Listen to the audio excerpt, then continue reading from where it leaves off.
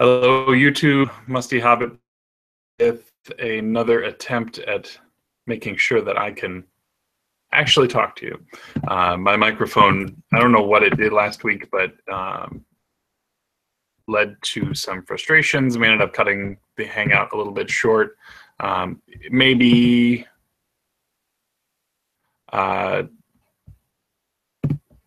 trying to see if this is better. Unfortunately, trying to plug in the microphone doesn't seem to be working. So I'm just using the onboard on this laptop, and I'm hoping that that is good enough. So I'm going to get some people in here soon, and we can go from there. But left in July, Barry is 2 weeks away, and I'm super excited. I hope that those of you who watch and who are going to be there are as excited as well. It should be a really good event. So hopefully, we can talk about that a little bit. What else is going on for posterity's sake? Accidentally put the SNES Classic pre-orders up and then had to take them down, and apparently some people are getting cancellations and other people not. Hard to really know what is the truth right now, or what's going on there. Like I said, hopefully we'll get some people in here soon. I just sent out the tweet, so.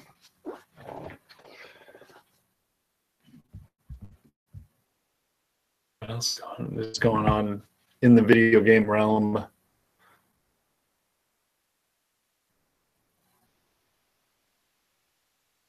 Splatoon. Splatoon came out last weekend.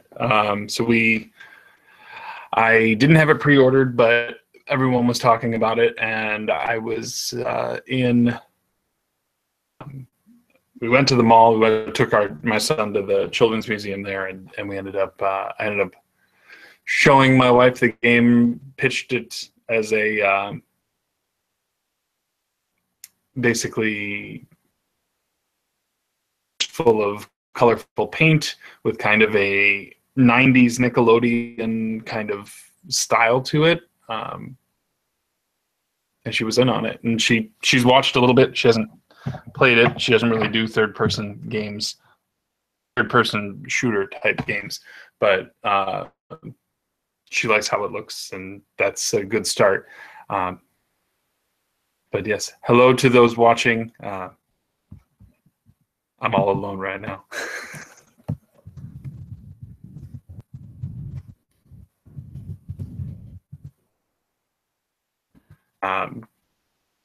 Let's see what else is going on. Went to another baseball game this weekend. Took my son to, my work was having a sort of event for our division, and we went. It was not on the main level. We actually were on the mezzanine, and it was seeing him like in the front row of that mezzanine. Just it was a short. It's not very tall, but it just put me on edge for like most of the thing. I don't know. I have this. I guess it's not it's fear of heights. I'm uncomfortable in some reason stadium seating, especially very high level stadium seating, kind of freaks me out. It's a weird. Well, I guess it's not a weird thing. It's just it's almost like vertigo, where it's like I don't trust myself to not keep my feet on the ground, and it kind of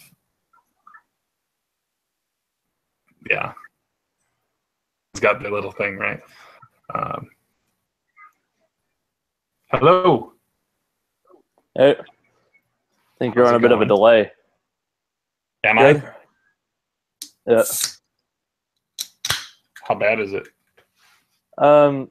It wasn't bad there, but when you said hello, I saw your lips move, and then after you were done, I heard the word.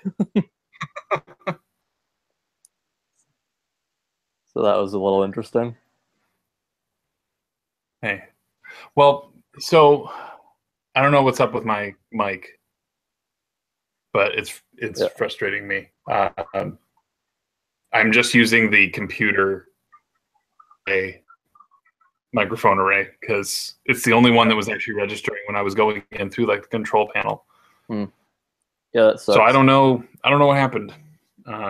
Yeah, right now you're kind of like most words are coming through, but like every now and again you'll just cut, and that's unfortunate. Yeah, and so you might end up unnecessary censorshiping yourself a little bit as this goes. And well, I'll just have to rewatch this. I'm in kind of a shortage of podcasts right now. Like I've kind of caught up, and I've been kind of thin on stuff the past couple days. But I wish I was caught up on all my podcasts. I'm in a constant backlog. Well, it's gotten to that point where it's like a new one comes out and it's like, start. Like, yep. It's gotten to that point with me where I'm like, oh, I finally finished one, and 3 more are out. Yeah, I got to Media Mavens right after they released. Got to the Collect Call right away, which was I need to tell Trav.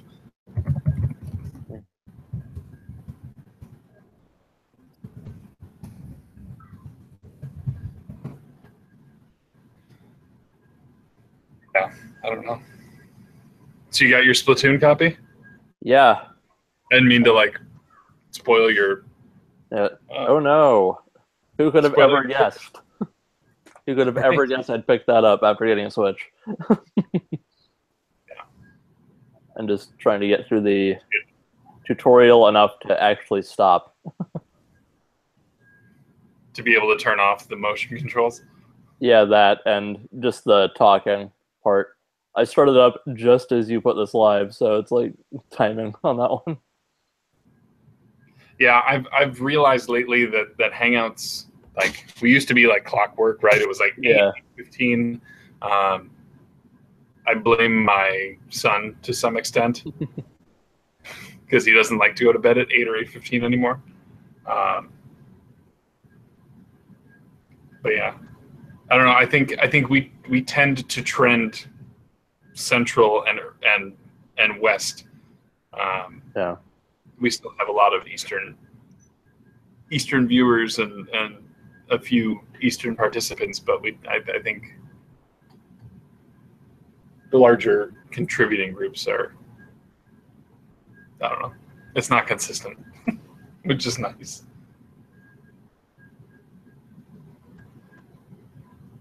But yeah.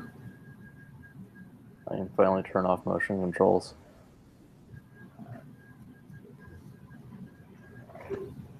There we go. Yeah, but bummer about not being able to go to Barry. Yeah. Yeah.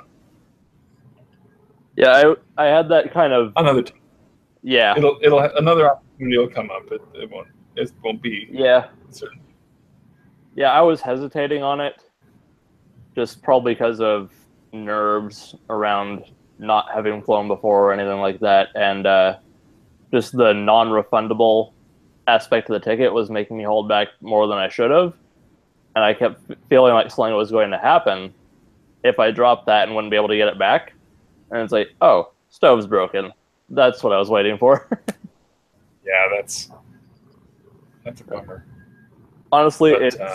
I mean, at least you hadn't dropped all that money. Yeah. Like, I mean, if you had, then that would have been kind of. You've been like, how much stuff can you make in a microwave for? Yeah, to be honest, that oven's always been kind of crap, and aspects of it were a bit wonky, so it's not entirely shocking that it crapped out finally. Sure. Yeah. But yeah, that made me think of a bunch of other like housework crap that I should have done a long time ago, so I can get all that done. And probably for the cost of what the trip would have been, redo my game room at the same time. Which is another thing I've been meaning to do, just because I've been using shelving that's all like, well, this works. that I already had. Yeah. I've never, like, since I started collecting, which was like 6 years ago, I've been like just scrounging for shelving around my house that was already here. Like, my main modern game shelf is the shelf that I put VHS tapes on as a kid. So I need new shelving. Well, I mean, seeing Troy's stuff, and I know that he did a video on his shelves, Yeah. you know, long time ago, but I didn't realize how shallow those are, which is really kind of cool. That you know, like, Yeah, if you so like, save so much real estate. Like these shelves are quite deep. Like I can go too deep on their bookshelves. DVD or on DVDs and games, but Yeah. but if I could have it take up half the space, Yeah, because that would be good. I prefer not to shield games with games. Like it just makes it too easy to forget about. Yeah, out of sight, out of mind, and just I don't like double stacking stuff. Yeah. I don't like vertical stacking either, but sometimes that's necessary. Yeah, because you got to take the whole thing out. Yeah, it's like, I want to play a game, and of course it's on the bottom of the stack. They're like, not today. Yep. Yeah.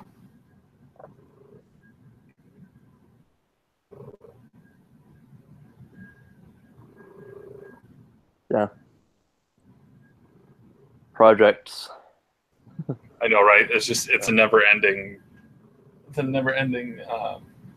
thing. I need to get I got those prints from the Midwest Gaming Classic, which was in April, and I still haven't framed those.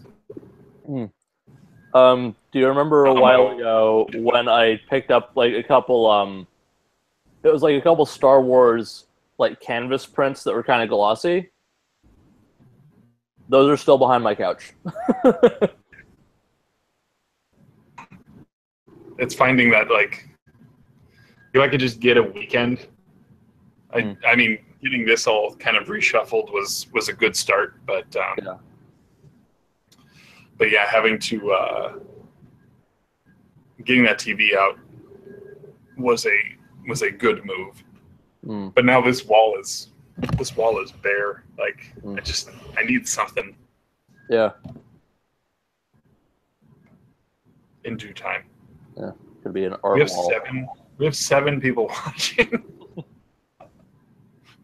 More than we usually have on. I know, right? Yeah. Yeah. Go back to the shelving for 1 second. The aspect that's kind of a pain as far as the double stacking depth shelves, like the regular bookshelf type depth, is the entertainment styled shelves that are less deep, that are designed for DVDs and stuff like that, are so much more expensive. Oh yeah. Because it's like, oh, we're marketing it to entertainment people. They're going to spend money on half the size of a shelf. But you kind of can't get around that because it's specialized. Yeah, what was I going to say? Yeah, having a homemade solution that nice but doesn't require too much space commitment would be nice. And we can talk. Troy said he'll be on later. I assume he's packing. Yeah, which has been kind of nice. He's been doing his collection videos as more of a documentation than anything else. Yeah. In case anything goes missing. Yeah. And then I think Scott said he was coming too. He's got. I don't know if you did you listen to Collect Call? Not yet.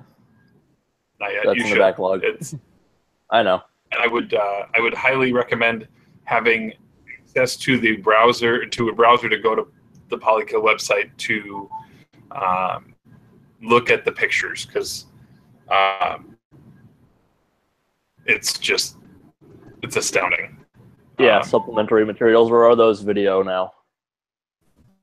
No, they video.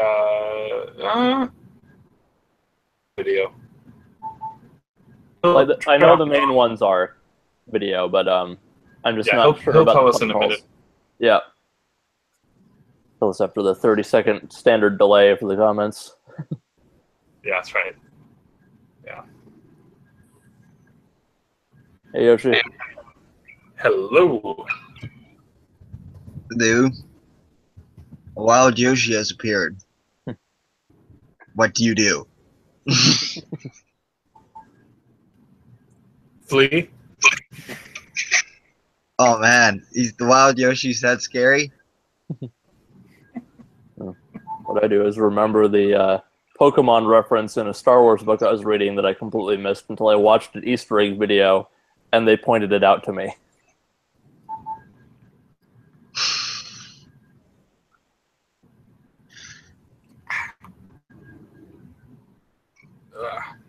So Yoshi, you're getting an apartment?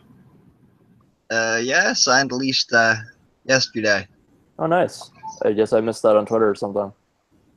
I don't think I posted a lot on Twitter. Oh, okay.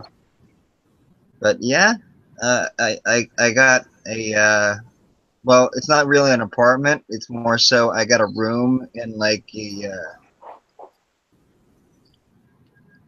know, like I get a room and then some shared space. You know how college stuff works. Yeah. Like Saved by the Bell, the college years? What? Never mind. I tried. I'm the assuming. And then they got the 4 smaller rooms on all adjacent to the one space. Not quite like that, but like it's like an old town house, and I get like one room, and you know you share the bath, you share the living room, you share the kitchen. Gotcha. It's cheap. Oh, it's exciting. That's the important part. It's cheap.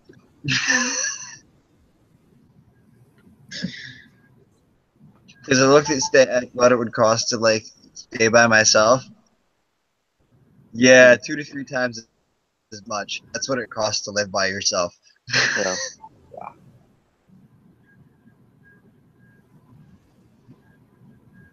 And at least this way, if like some shit goes wrong at the place, I just call the property manager and they're supposed to come fix everything. Yeah.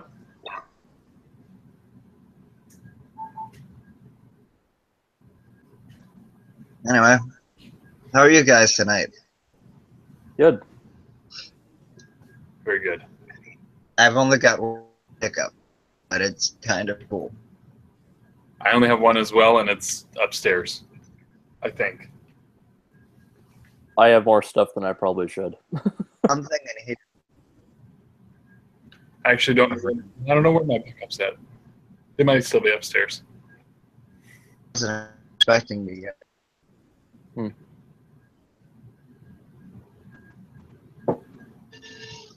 Oh no. Yeah. I'm getting both of you guys cutting out a little bit. What?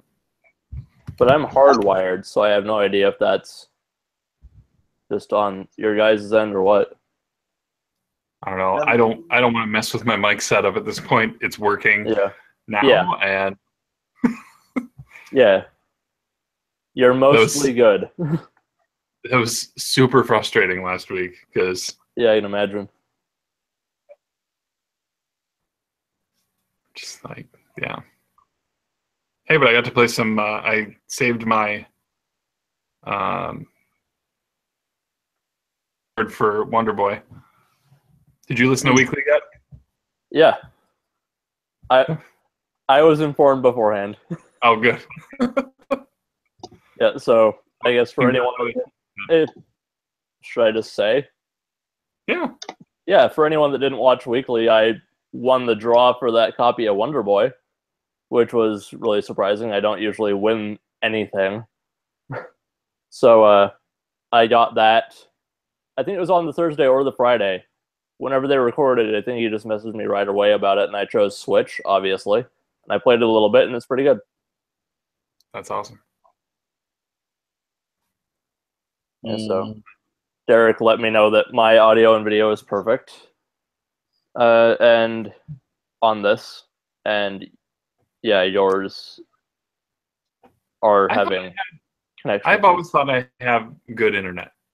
Yeah. Or at least it comes through, at least from what I can tell, it's coming through well, but... Yeah, you're coming through it better than you were before. Okay. Still a little bit of lag, a little bit of cutting out, but not terrible. Okay. Well, it's a good thing this isn't any kind of professional setup here. Yep.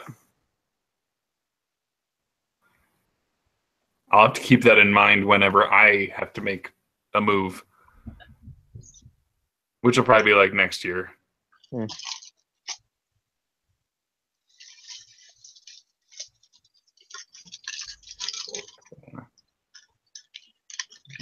going on? Anyone else get their get a Walmart pre-order for a SNES Classic? No. I will also answer with no from Canada Land. I literally, like, even if I Oh, was that? did a pre-order, I don't even want one. If I can walk into a store when it comes out and buy one, I'll get one. Other than that, I'm not going to stress over it. Be honest, if I got one of those, I'd probably just like chuck it up on eBay to make a couple $100. Let me see. No, No. because with those couple $100, I could get something, you know, that I don't already have on a cartridge. See, I'm looking at it from the other side of that. If I get this, which I will because I have a reservation with not a, you know, but like our mom and pop, not mom and pop, but a smaller store has reservations. So I'm like 27th in line. It means I might not get it on day one, but they will fulfill that before they like ever put it out on the floor.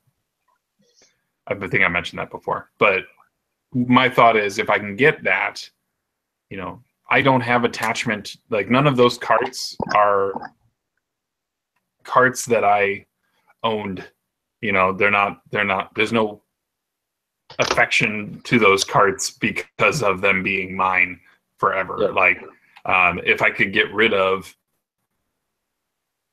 I mean, technically I already have Earthbound and Mario Kart on Wii U. Yep. On there, you know, so do I need the carts?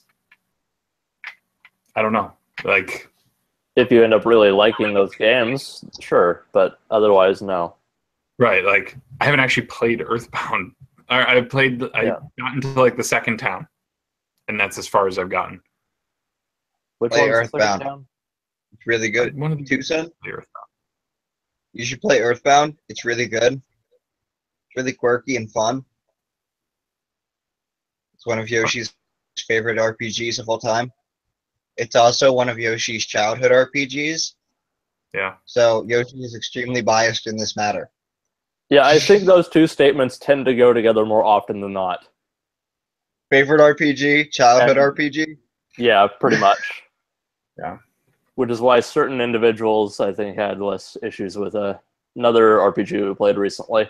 But Well. There's like a couple Gs which I consider like childhood favorites. You know, Super Mario RPG. Breath of Fire 2. Final Fantasy 2/4. Yep. Is there anything else on the Super Nintendo I really liked as a kid? That I had as a kid? I don't think so, as far as like RPGs and stuff go. I didn't start getting Super Nintendo RPGs a lot till I was an adult. Because you know, when you're a kid, you kind of like, you don't get all that much choice in what you get for video games. yeah, you get what you get. or when you're a teenager, it's kind of like you get what you get, and you go buy cheap ass old games.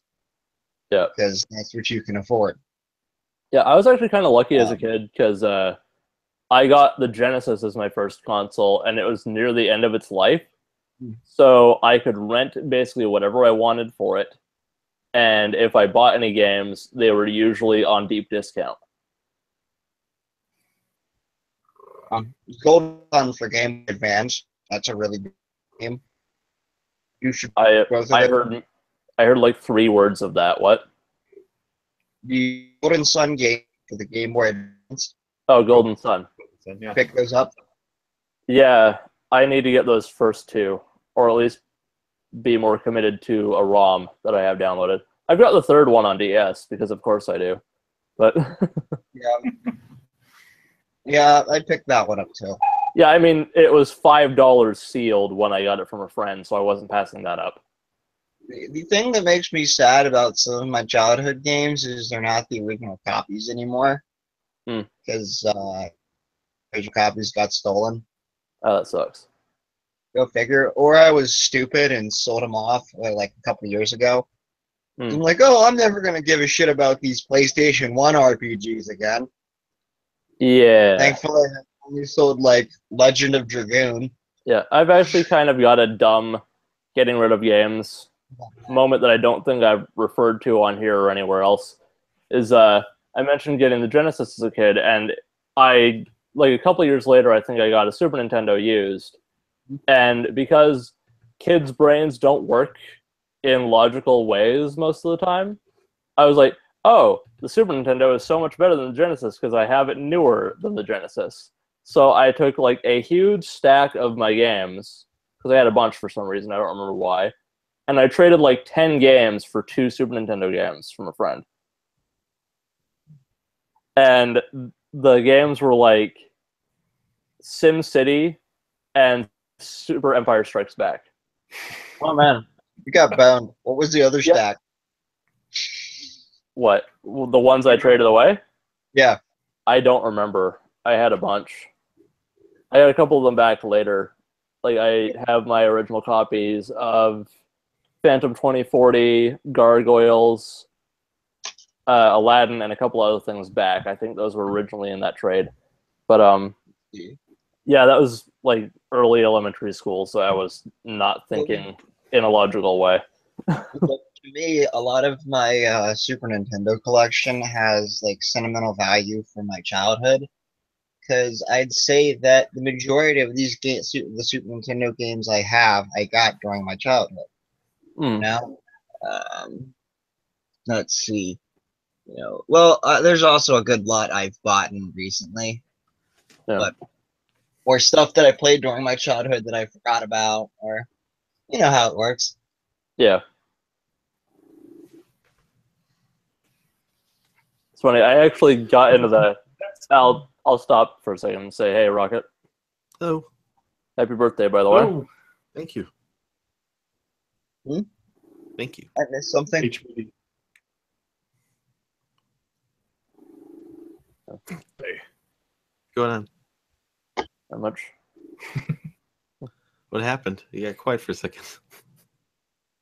Nah, just kind of shifted points and then had nothing really there to fill it with. That's fine. Well, that's kind of where I'm a SNES classic, right? Or whatever you want to call it, the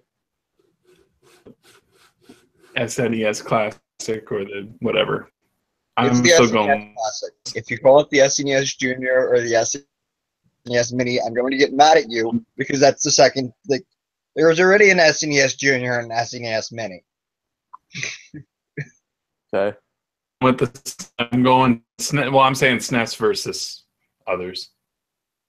Yeah, SNES versus SNES versus Super Nintendo and all that stuff. SNES? Does anyone actually say SNES? Not here. At least I don't believe so. They'd be I ostracized. said it that way. Okay, back when I was a kid, that was one of the playground arguments. Is how do you pronounce the Super Nintendo's name? There's people that went SNES. There's people that called it SNES. There's the people that were like, I think there was the one guy that said, "Get the SNES." The SNES. Yeah, that I seems- think we had one guy in Well- school that was like that. I can't remember. It's been a long time. Yeah.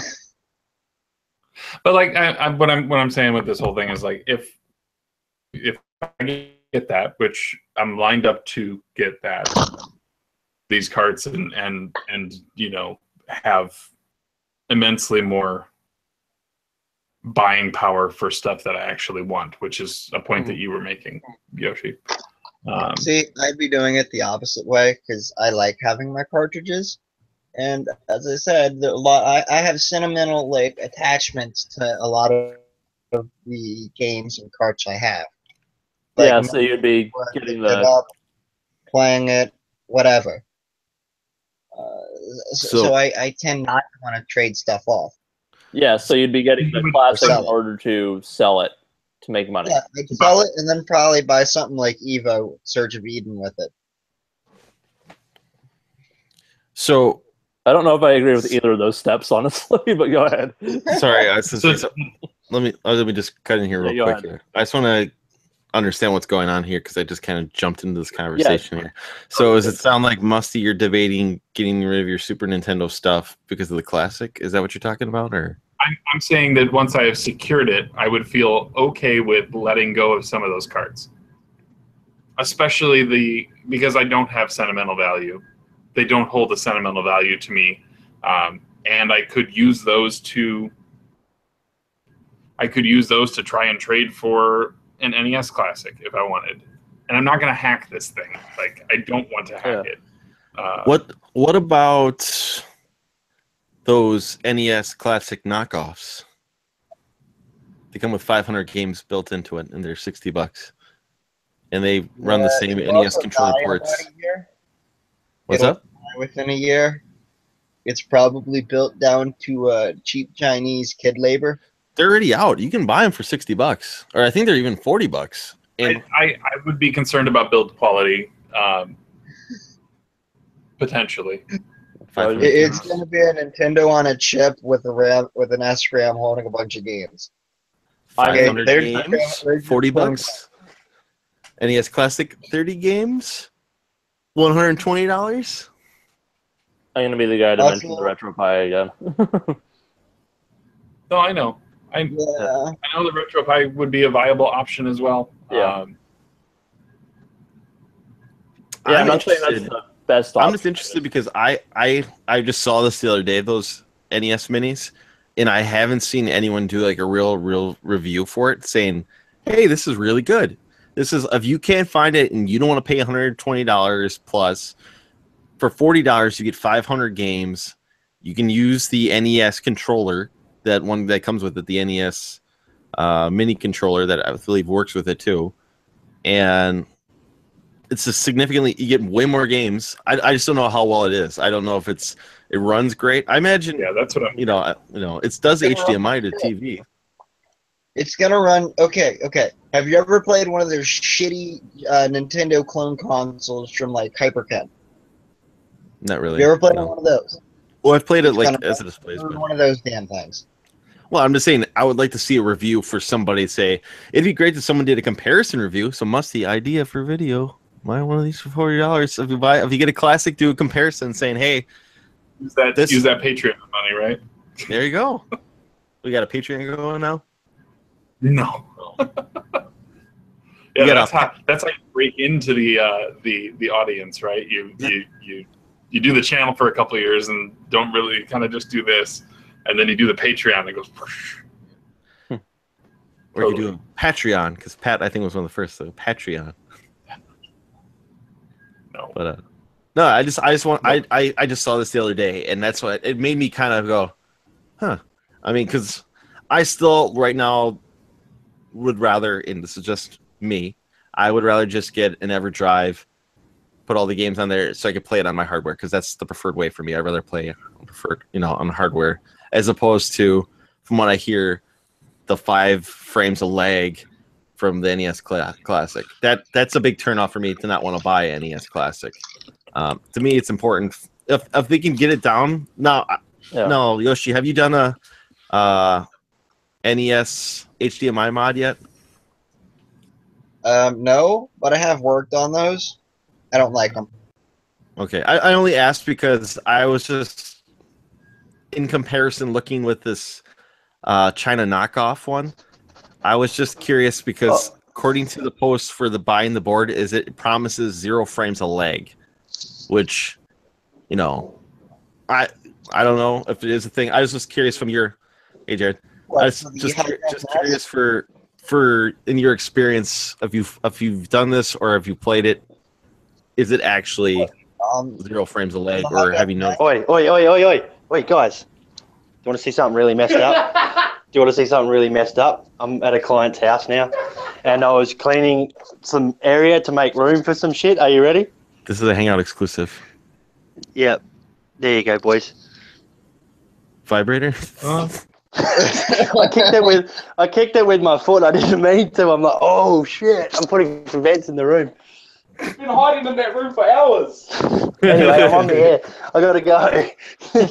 Why don't you give it a taste? Taste test here. Man, I'm not that kind of guy. This is supposed to be a family club, isn't it? Yeah, this became a different show for a minute. Everyone, This is your weekly pickup this week. Yeah. I've got to go to the doctor now and get some penicillin. Did you give it a spin? Anyway, that was my pickup for the week. Yeah. Anyway. Sorry, didn't mean to chime in. Okay, now going back to the high def. Yeah, Jared really shaking things up in the Hangout. I'm gonna say the person did an HDMI modded NES, and it was go straight to vibrator. Boom. Yeah. Yes. Yeah. That just happened. Only here on the Hangouts will you see stuff like that. Now back to the HDMI modded NES. The thing I didn't notice any lag when I played it a little bit, just a little bit.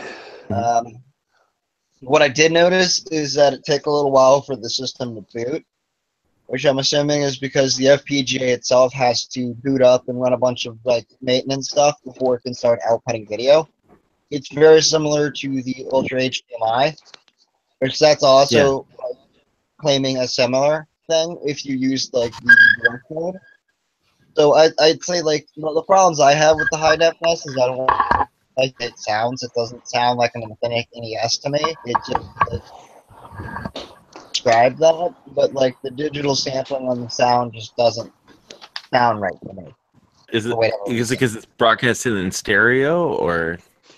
I don't know. I don't know why, but like my gist was I prefer the NES RGB. Okay. I was just only because like I said, this is my big thing against the NES Classic is that so.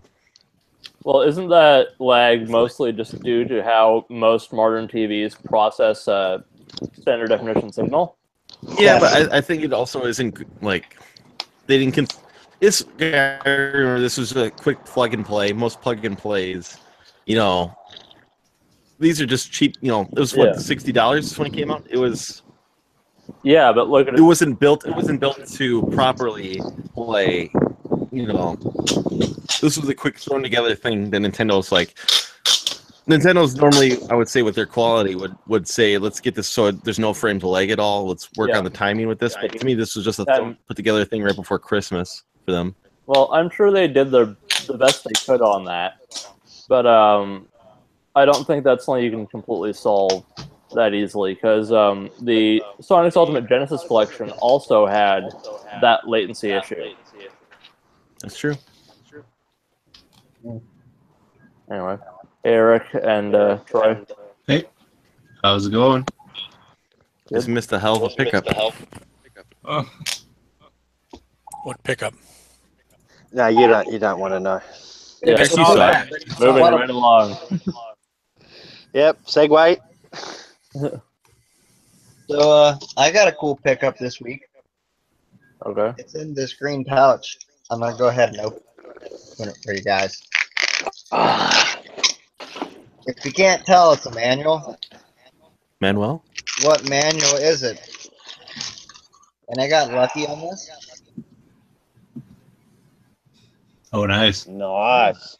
Awesome. I got tried lucky hickory sticks because, yesterday. the local game store got a copy in recently that had like the manual and the handbook. So we were looking at go through it, and like and he ended up having two of the manuals.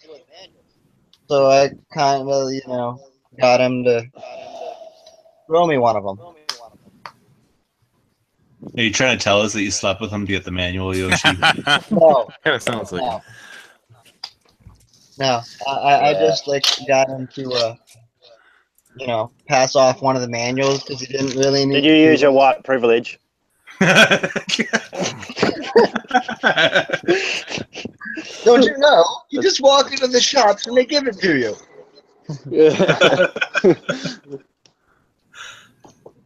That's how that one works. Oh.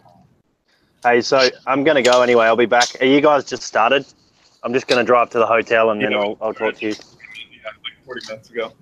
All right. Yeah, I'll only be like half an hour. This week. I'm not using a mic now. I'm using an actual laptop mic, so hopefully that doesn't die on me. Do you guys get hickory sticks in the US? I don't know what that is. Oh, I got some from Canadian Retro yesterday, and we chopped down on them. They're good. Yeah, you like those, eh? Is that like Yeah. or French fries in a packet that I really like, smoked flavor.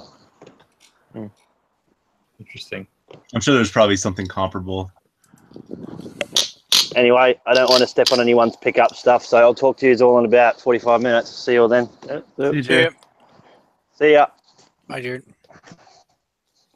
So I was packing up my game collection, and today we had the stager come over, which is like a person who would basically gives you advice on what to do to your house so that it looks like a model home kind of thing, right? Yeah. Like put a little basket of flowers over there, a green apple over there, so a picture of something over there, artwork over there, or whatever, right? Mm-hmm. So, I mean, she goes through the rest of the house, does all that stuff, and she comes down to the basement. And I'm like, I suppose you want me to like get rid of all this stuff, right? And she goes, no, this is the best basement I think I've ever been in 20 years of doing this. She's like, leave it exactly as it is. Like, other than just get rid of like some of the knickknacks and doodad kind of stuff and just like put the box systems up. And she's like, this will sell your house. She's like, this is the best room in your house. By far. True. I showed her like the shelves that roll out in the little nook area for like working in, and she was just like flabbergasted on how well this basement was planned out considering its size. Mm-hmm. She's just like, this is gonna sell your house. Like the rest of the house is for the wife, but this is like this is what's gonna sell it to the guys. And it can, well, I mean, it'll plant that seed too. They'll be like, well, I have all these shelves. No, that's awesome. So Yeah. Are we not going to get more collection videos from you then? Or? I'm gonna do them anyways, and then I'll just put them back on the shelf. I guess I already started packing it up. Like I got these bins over here with all the stuff that I don't know if you can see them there, all the stuff that I did in those videos so far. I'm not going to put them back on the shelf. I'm just going to disperse stuff around a little bit and refill the shelves back up, I guess. Because then the photographers got to come in here and do their thing. You're not centered. Oh. How was that? No, the room tour was a cool thing to see. We don't ever get the other angle, right? Yeah. You always get like the shot of the NES shelf or whatever, and sometimes another shelf, but you never really see the whole thing, and it's like totality. So I figured I'd do that so people could actually see what goes on down here. And that was like superbly cleaned up in that video. And normally it's a freaking mess down here, but I got rid of like I spent like basically like 2 evenings going through all the stuff that was like behind these shelves in storage bins and not cataloging, but like organizing everything. So it's like PSU controllers are in a plastic bag and they're in a bin, and like that kind of thing with like everything. All the wires are like organized and sorted. Anything that wasn't like game related is like an electronics bin that's been sorted by AV cords and blah blah blah blah blah blah. And I spent like the whole time doing that, labeling everything, because that stuff needs to go out of here because it's clutter. But it's in bins and ready to be packed away, kind of thing right now. But that helped me to clean up my game room. Honestly, that's the way my game room should have been the whole time. So in the new house, I'm just gonna avoid all that kind of stuff. Like that stuff's gonna stay in the garage, and then just keep it like the way my game room kind of looked in that video. Yeah, it's good to draw that line, right? Like I have a storage closet that before you can get to any of the actual storage stuff is like the overflow. Yeah. But then like, yeah, the moment it's like, oh, let's get the tree out for Christmas, it's like, well, okay. Here comes this undertaking. And it's not just Christmas, it's like, let's do Halloween, Thanksgiving. And it happens like the second half of the year is just that hallway might as well just be, I might as well just leave it out. Yeah. I hear you on that. Yeah, I'm lucky. We don't really do much for decorations here. So Yoshi, are you bringing? You mentioned you were bringing one of your PBMs. How big of a collection are you bringing with you? Very small. A small rotating collection is what I will be bringing. Rotating. Okay. Okay, so basically, like I take whatever console I'm currently in the mood of playing. I take like 1 or 2 consoles with me, and like a small handful of games for them. I'm gonna take my whole large portion of my collection, mainly because I'm gonna be in a small room. That's what I got is a small little room to work with. Which I also have to put my I'm taking my lab PC with me, some good computing power there, and it'll be more useful sitting over there than it is down here in my lab, getting used like once a week. I plan on taking the PVM and some speakers. I plan on looking for like a small LCD monitor, because I may also take like my Wii U with me. Your Wii U has a small LCD monitor. That doesn't help you when you have to play when you try to play games that require both that stupid little screen and the big screen. No, you should do. Trade it in and get a Switch. Or just get a Switch. It would be easy to take around. What? It'll make your life will be so much easier. Yeah, how am I gonna play? What is it? Tokyo Mirage Sessions FE on Switch. If it's a good game, it'll come to the Switch. If it's a good game. I was going to say you won't be playing it, and that'll be the benefit. Yeah. Do you think they're going to be porting a lot of Wii U games over to the Switch? They should. The good ones. There's no reason not to. Yeah. A lot of people didn't have the Wii U or didn't know it was a thing that existed, and the Switch has sold more since it's been out than the Wii U in its entire life, right? Wow. Like that, yeah. No, not yet. It's impossible. No. Because they haven't even made that probably that many is what it is. Or like equivalently. It's selling. It's the fastest selling Nintendo console of all time. Okay, I just had probably either heard that wrong or misunderstood. But That's it's so crazy, sold a ton. The Wii U sold 13 million. How many did the GameCube sell?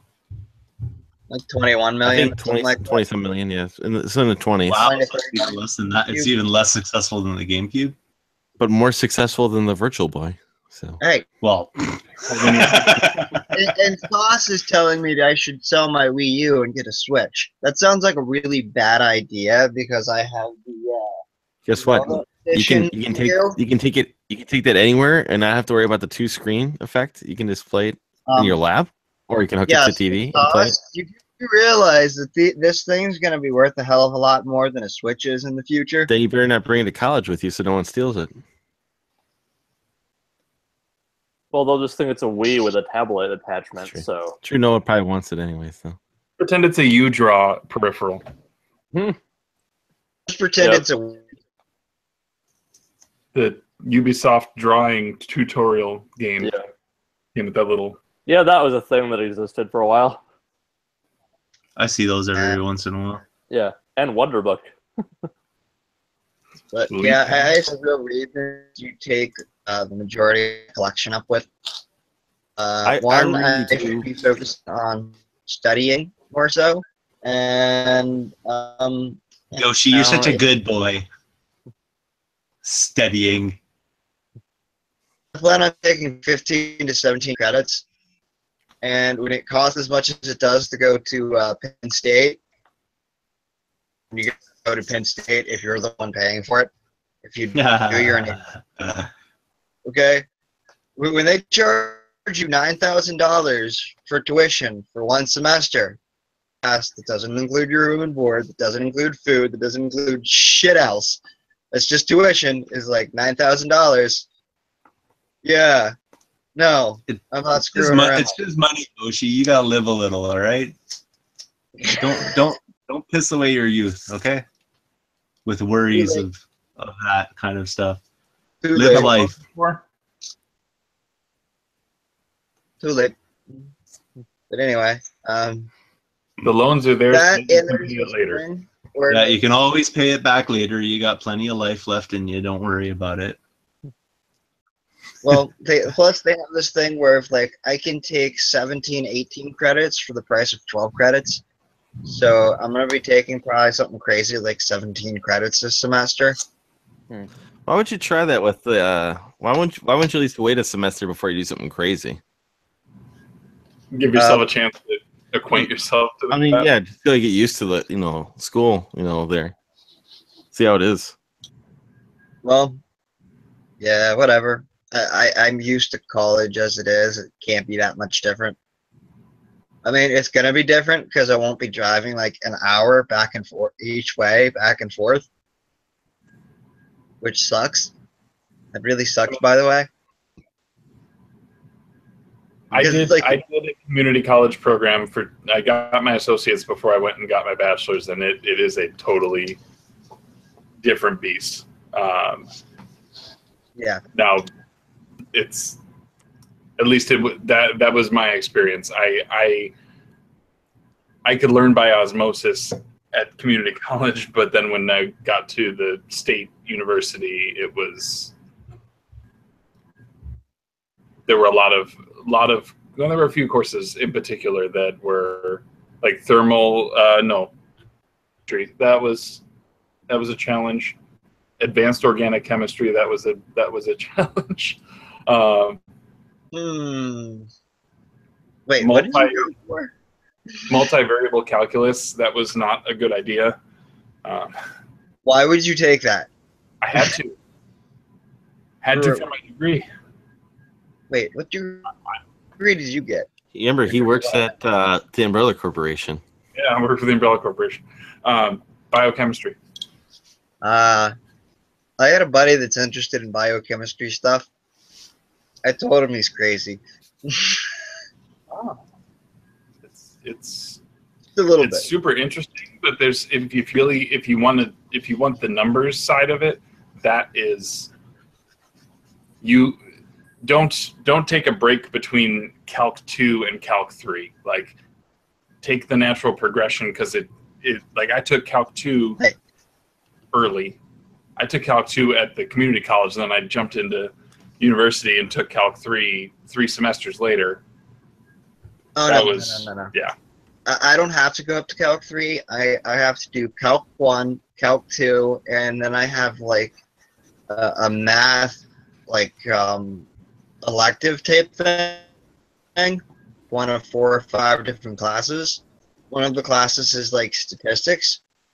I should probably take statistics because then I'm done with math, and statistics is going to be a lot easier than Calc 3 or differential equations or linear algebra or matrices or any of the other options I have. I don't get so lucky in the physics hand because I'm pretty sure I got to take almost every most physics-based classes they have. Physics too. Is that the conversation you have with the ladies? Because it's starting to turn me on. Hey now. All this math talk. Holy Funny. geez, this is the most interesting conversation ever on. I just think it's funny. I'm going for a degree that's based on math and like electronics and stuff, and it seems like Musty had to take harder math in college than I do. So what's going on in the wonderful world of sports? Other than math. Derrick Rose is going to be a Cav. My Brewers just won 8-0. Another dudes. What y'all been playing? I still I've been playing the Final Fantasy 4. I'm in the. Let's see. For those who have played it, I'm at Dark Bahamut. He is crushing me. You're in the moon? Yeah, I'm in the last push. Do you have available summon at that point? Yes. I'm only level 51. Like my highest level is 51. I beat the. I think I've beaten the game before hitting level 50 before. Congrats. Yeah. A winner is you. Okay. No, he's just like his opening volley takes out two of my 5 party members, and then I can't play catch up. He's so much faster. I spells to him because he's got reflect up immediately. Are you using what is it? Are you using active time battle or wait? It's active. I suppose I could turn that off. Yeah, like, do the attacks happen, like, as you're trying to choose stuff, do enemies still attack you, or do they wait for you to do your turn? Okay, turn off active. Once I've gone into, like once I go to white magic, and then it won't while I'm selecting, but if I'm on that main first menu, Yeah, I'd turn that off. Okay. Is that a PSP thing, or can you do that in the Super Nintendo version? You can do that in all the versions of the game, I think. Well, I didn't even know that. I gotta turn that off. Because let's put it this way: there are some boss battles that are 2 to 3 to 4 times as hard if you play them in active as opposed to wait. Yeah. One thing that comes to mind is the demon wall. The demon wall is so much eviler if you play that in active. If you play it in wait, he's a cakewalk. Most of like walking through Final Fantasy IV and just breezing through it is knowing the game and knowing the combinations of characters and equipment and everything else that are going to let you just breeze right through. Yeah, it's kind of like playing a game with tilt controls activated. It's unnecessarily complicating. Not really. Like Uncharted. I finished Uncharted. Yeah, speaking of unnecessary tilt controls, yeesh. Good game. I just God. I stopped trying to aim my grenades. I would just toss them out of cover. Yeah. They don't have that for the second game, right? I think that's not around in the second game. No, they aren't. But yeah, for that first game, they put that in there for whatever reason. That's because I think Sony wanted everyone to use the Synex controller to have everything. Even I remember like the Arkham game, you had to do like this for what's it called, like steering the batarang for somebody. You know, it wasn't bad. It's just I don't remember that, but I can see that happening. Well, there was like a riddle puzzle. I remember you had to like do the slowdown to do it, but you can yell at Nintendo for that because I'm pretty sure all that crap happened in a time where Nintendo made motion control. Well, can you blame them? I mean, that's the Wii was you couldn't buy it for those first 3 years, so everyone of course thought motion controls are the new in thing. Let's incorporate this. So let's put motion controls on everything. That's a fad, you know. And here in the future, we're like, hate you, motion control. Headsets on our faces everywhere. Yay! Hey. Yeah. But yeah, so I finished Uncharted. What else? I finished Abzu. I just wanted to play that at some point. It's beautiful. Yeah. It's super short. So if you can get it on sale, like Yeah, that's one of those ones you want to get cheap. yeah, You want to play it, but you don't want to spend too much on it. right. It was a PS4 game with PS Plus just last month, I think, or maybe it's this month. If it's this month, it is this month. So I would the month we're currently in. would definitely give it a high recommendation. There's some parts in there where it's just like it's visually stunning how and they do some really interesting stuff with how things work. Frantic's in the chat right now mentioning the whale part, and I agree. That was pretty cool. Yeah, high recommendation. And then coincidentally, that's the same guys who did Journey. Yeah. Same music, same developers. So, and I started that, but I didn't try and just knock it out all in one night. I probably should have, but Yeah. Actually, I think Abzu was 2 months ago. okay. Because I think I got my PlayStation Plus last month, and I did not get that game. Okay. Yeah, I started God of War 3. Great game. Yeah. That opening. Yeah. Climbing Olympus, right? Yeah, and the whole Poseidon horse battle. Horseshoe crab. That was my favorite game in the series. Yeah, did you play the first two? Yeah, I have. I didn't have a PS3 until a month ago. Yeah. Just the first question you got to ask with that, obviously. If you like those, I recommend the PSP remakes too. They're on the PS3. Yeah, on they PS3. put them on. Yeah, those are good. Like the Origins. Is the it like Origins collection. Yeah, those are good It's too. Chains of Olympus and Ghosts of Sparta. Sorry, they came out with the PSP games and the PS3 or whatever. Yep. I think I have the PSP games. But I stopped playing them because of my PSP's gray screen of death. I'll do it. You know, when you're playing a UMP and it just pops up the gray screen that says, "Would you like to go to the home menu?" And you click no, and then a couple seconds later it pops up the screen again. Well, in that case, you lose like 20, 30 minutes of progress. Download the ISO from. Yeah, I could just do that, but I haven't bothered to play PSP lately. Or buy a PS3 and buy that disc. Or in Yoshi's case, replace the disk drive on his current PS3.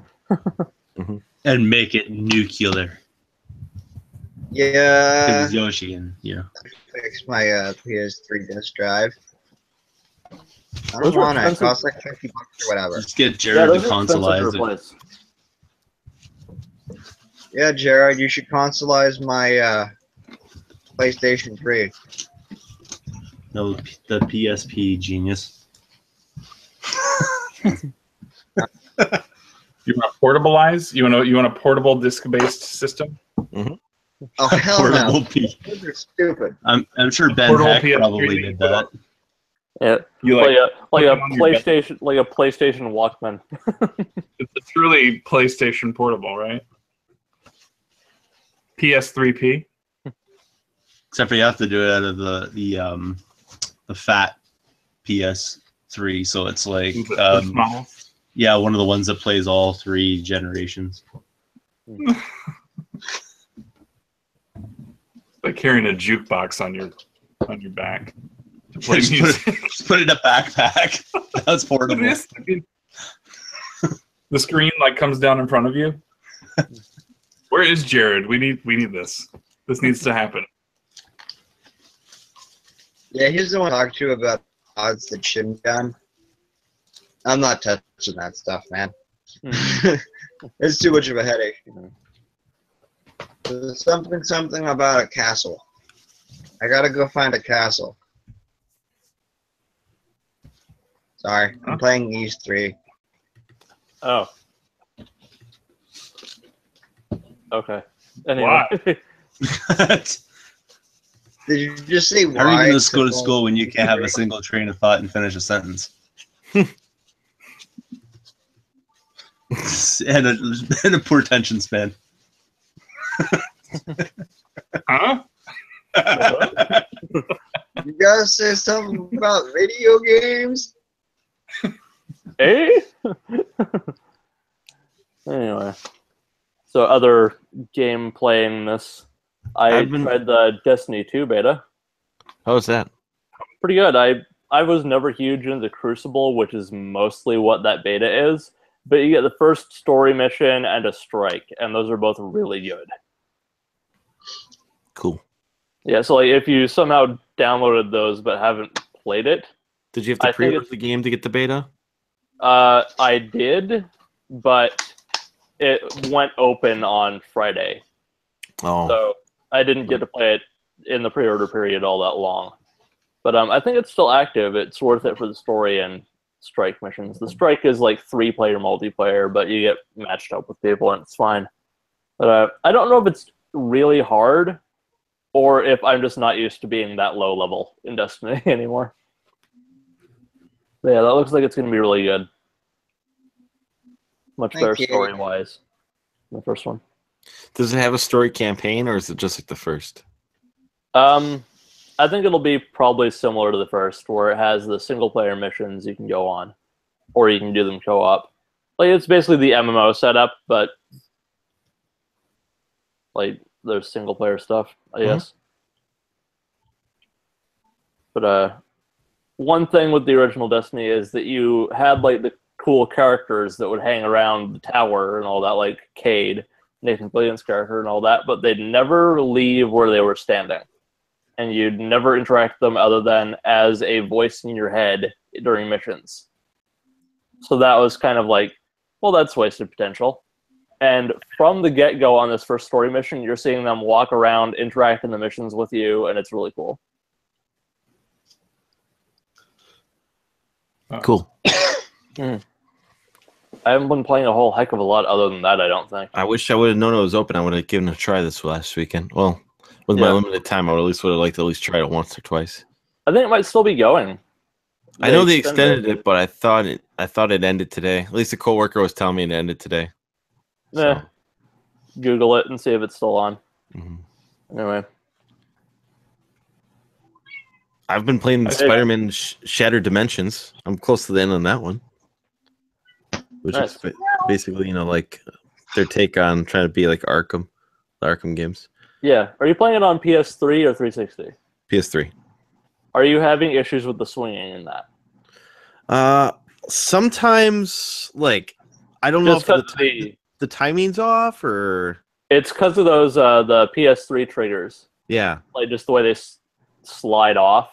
Not every time, but, like, in the Deadpool level I was doing yesterday. Yeah. Like, it was like really a tidal wave, and I just, like... I kept falling in the water. I did it like 3 or 4 times, but eventually I got it. But yeah, that is the game that made me buy one of those like the clip-on triggers for the controller. I bought that for that game because it was that frustrating. Yeah, it was. I mean, I'm making it through. Yeah. Sometimes the camera when you're climbing a wall can be a pain, but other than that, it's fine. Like it's not terrible controls. But yeah, they've never gotten the camera while climbing correct in a Spider-Man game, I don't think. Yeah. I don't know when they come out. 2008, I feel like. Yeah, it feels like a 2008, 2009 kind of game. Yeah. Somewhere in that area. Where it's not a fully clean game from that generation. It feels kind of early gen-esque.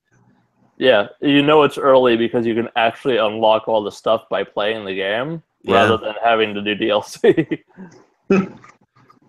Like, that's the last one that has, like, a ton of unlockable costumes that you'll never use. Mm-hmm. And other stuff like that. Yeah. Hey, Scott. Hey, how's it going? Awesome job on that. It's called Collect Call with Travis and Polykill. Oh, thanks. Glad I you listened liked to it. it It was a today. lot of fun. Yeah. Yeah, Travis is a lot of fun to chat with. Yeah, it was interesting. I think I missed it yesterday, but I caught it today. So It was a good time. It was nice to kind of reminisce a little bit. mm-hmm. That's a good show. I enjoyed that one. So I was gonna ask you. Sorry, it was just about your collection. So you don't for your N64. Are you doing complete box or just loose cartridge for it? I do complete in box on everything. Okay. Because I don't know if I missed that part or not in the show. I just know you said what you were Did you say no? It's Travis said he was 200 in the N64. Yeah, I think I'm at like low 100s, 110 somewhere around there. I think on N64. Gotcha. So you don't consider something part of your collection until it's complete? That's the prerequisite there? Yep. Is that? Yep. I won't even like enter it into my database really, unless if I have something that's with a box and just missing a manual, I'll enter it in as like on my want list and then just note that it's incomplete so that I know when I'm out game hunting that it's something that I wouldn't necessarily pick up, but that there's something for it that I'm missing to try to piece together. I'll be right back. Sure. The pictures are astonishing. Sorry. Is there something that you just don't plan on collecting for a console? Like a console, like I have no interest in doing that one. I'm not sure that I have interest in really completing the NES set at this point until prices come back down to being somewhat reasonable. Most of I'm about halfway to the complete set, and most of that was picked up in like from 2000 to 2008 when prices were, when you could find every title. Yeah, and not pay an arm and a leg. Like at this point, it's just I'm not as interested in it. I'm more interested in finding some of the niche stuff. Like I'm really getting into Texas Instruments, 'cause that was my first system, and it's relatively cheap to collect for. Nobody's really in on it. When you mentioned that TI 99, that's what I got that after the NES. Oh, really? My uncle gave it because he's like, "You like video games? Here, have this." And I thought it was so archaic, caveman. I was just like, I hated it. I remember we had like the screw in RF. Is it RF? Yeah. God, I hated that console. It was such a pain to set up too. And it was heavy. It was a heavy console. Yeah, it's basically like it's essentially like a typewriter, the keyboard. Oh yeah. And they just shove it in there, and I know it's got. I think I didn't use it, but I think you can use Genesis controllers. I think. Yeah, it's got like that type of connector on the back that you could plug in Genesis or Atari joysticks. That's what it was designed for. I had Atari joysticks. Like Atari joysticks. Yeah. I hate what's it called. I had like Jawbreaker and Snake, and I know what's it called. What's the name? Lord Carnage just did a review for one game recently. It's like a shooter. God, what is that one called? I'll pull up his YouTube channel, but I hated that game. It was like a timed shooter where if you didn't make it to a certain part or something like that, like you just die. Typical like broken game rules. Oh yeah, I'll bring it up in a second. The one I played the most of was Hunt the Wumpus, which I can best describe as like pre-Minesweeper. It was sort of a puzzle game that was passed off as a dungeon crawler. Mm-hmm. I had that console, man. It was like, in my opinion, you couldn't have that and then go backwards, and that's why now some people have fondness for Atari or they have fondness for something like this. But in my opinion, I don't want to collect those consoles. Yeah, because I think that's why the prices are basically nosediving on them, because the people that were collecting them were sort of in our age range and have phased out of it now because they're past that. Mm-hmm. And I mean, the prices of Atari 2600 stuff compared to where they were at 10 years ago it's almost the inverse of Nintendo. You know, I know with I was with my buddy Jim at what's it called, the Sidewalk Sale, and he brought a bunch of stuff for trade, and he has like the wood panel Atari. He's just like, he had that, and he has like 40 games, and he asked some guys like, what do you want for it? And he just asked for $40 for all of it. He had like 4 controllers, the wood panel, and 40 games, and nobody wanted it. Nobody the guy, the Carney, who I always refer to, the Carney, offered him, I think he said like $20 for the console. He's just, and the thing is, like, everyone sells those wood grain ones for like $80 around here, because that's the one everyone wants, is the wood grain one. Yep. But nobody. He was saying, he goes, I can't get you anything for these games because these games, no one buys these games here, no matter what. They just sit here. So, you know, he goes, even if I sell them a buck a piece, they don't sell. So I feel like, though, that at this point it's almost the Atari's entered into the stage where gamers want the system so that it looks cool on their shelf because it's iconic, but they're never going to actually play it. Mm-hmm. Yeah, I'm in that. I'm sort of in that category right there. If they do, they probably have a Harmony cart and are going to play games that way. I mean, what I've done is I've kept like all the box games I've found and things like that, and then the box system. But I don't have any loose games. And I'll probably never hook it up in my life. It's just because it's a piece of gaming history that's here. Yeah. Well, and really, frankly, unless you mod it, it's almost, if you don't have, you know, an old TV, you're not hooking it up. Yeah. Just the way the connections are on it.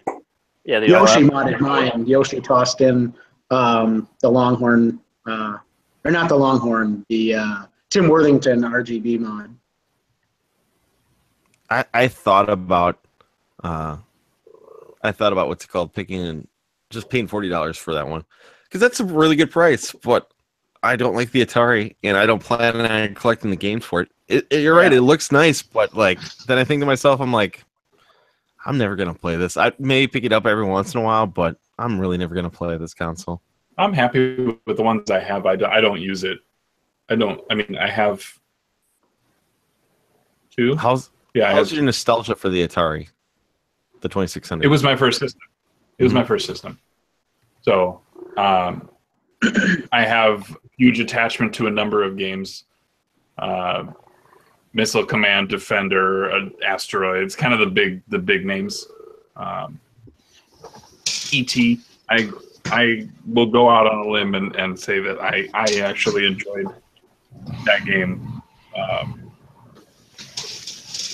Everyone who hates on it, fine, whatever. No. I'm not shitting on you. It's just like I was saying, you have to. I don't think maybe some people like it, but I find it's harder to go back from the NES than it is if you started the NES going forward. It's hard to go backwards to Coleco, Intellivision, you know, Atari, TI-99. Yeah, it's the video game equivalent of going back to silent film. Yeah. Caleb and I were just talking about this the other day, that it's much easier to have nostalgia, not have nostalgia and enjoy a Nintendo or a 16-bit, an 8-bit or a 16-bit game versus the Atari. It's just the gap between gameplay mechanics and gameplay interfaces is a sea of difference. You really didn't have another jump like that until you got into like 3D era. You know, the only way I can sit down and play an Atari, or the only way I've ever been able to sit down and play one, is when I was there. Okay? The Atari is a very good system to sit there with a buddy of yours, get drunk, and play really crappy old video games that just go bleep, bleep, blah, blah. And I'm talking like completely piss-ass drunk to the part where it's like, dude, it looks so good, man. It was there's more than drinks involved in that, but no comment. Scott, the game was Parsec. That's the game I had. I had Parsec.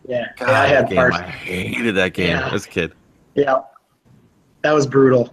I mean, when I got my TI-99, I was like, I played it from like 3 to 5, so that game was completely beyond my skill level.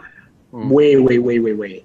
Yeah, a lot of those old games were really convoluted because you like need the manual in order to figure out what the heck it is. Yeah. I have no nostalgia for that generation because I I said earlier on the Hangout that my first console was the Genesis, but and even that was like at the end of its life.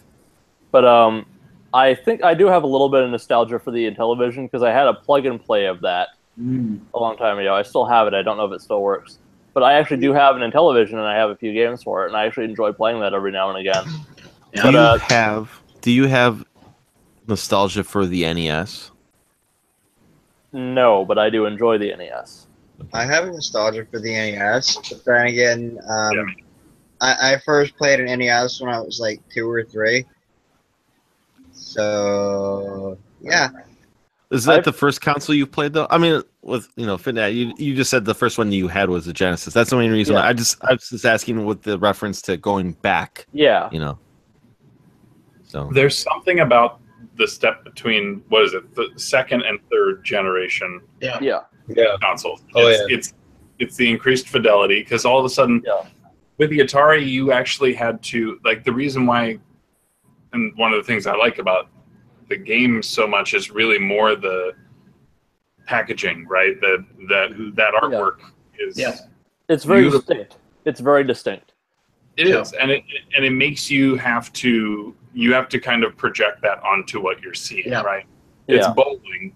It's just a figure guy going like this, right? It's almost like the electronic version of tabletop games like D&D, where it's much more about your imagination and your interfacing. Yeah. Adventure. You are a square. That is it. But even then, with going back to the D&D comparison, that's still now with video games how they are now. Imagine going back to the original Ultima or Wizardry. Yeah. The same kind of similar gap. Yep. Sword and Serpent. Yep. All the text-based adventures where you had to type in the next thing you were going to do. Yeah. Go up. Oh crap! I typed up wrong and it went down. You grabbed the pants. That would be an interesting feat to spell up so incorrectly that it's spelled down.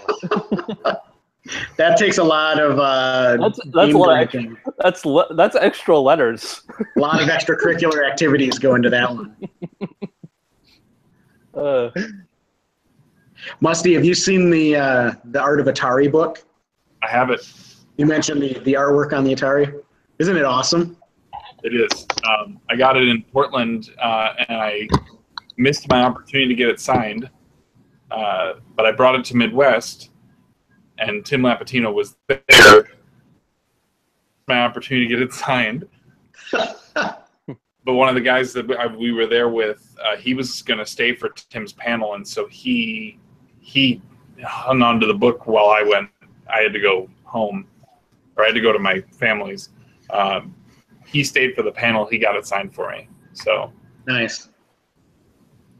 But yeah, no, that book is beautiful. Yeah. And then he's got another one about posters. Yeah, that's what he tweeted after I mentioned it on Twitter, and I'm definitely gonna have to look for that one. I haven't seen it. Yeah, the marketing materials for those systems are really cool looking. Another distinct style to that. Atari had the comics at the time, didn't they? Yep. Yeah, and I got one of those. Yeah, but I was looking at that artwork when I was just kind of doing research on that generation. Tongue-tied there for a second. But doing research on that generation, I think that was around when I was getting my Intellivision and all that. I was just curious about it, and I thought it would be really cool if they were to do an anthology comic now and kind of replicate that box art, but in series. If they took Berserk and turned it into a comic series now, kind of in that old style. I think that would be a cool little throwback experiment to do. Yeah. And there would be a good market for it now, because kind of marketing on that nostalgia. Yep. Yeah. But yeah, I got mine. Nice. I was shocked at how big it was when it showed up. Oh, awesome. Yeah, he signed it right there. Nice.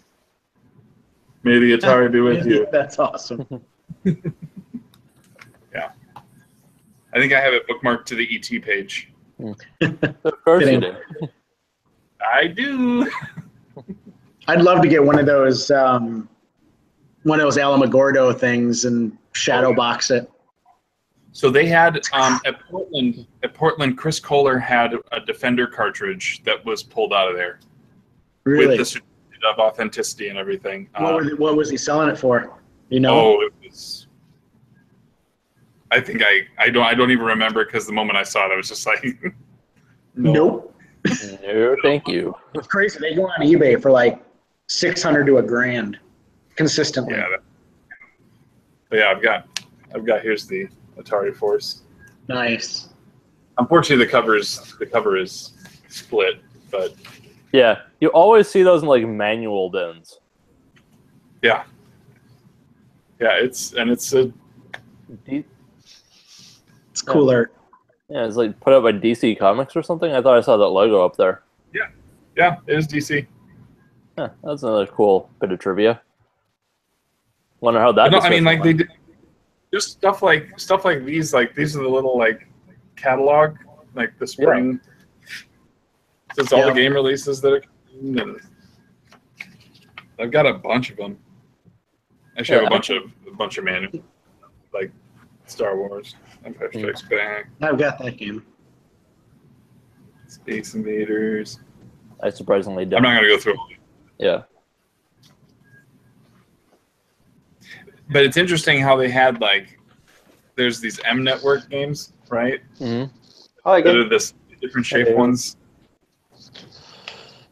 I don't know. Some of these manuals are in really good shape. From the person I got them, they're in. Mm-hmm. Yeah, that's nice.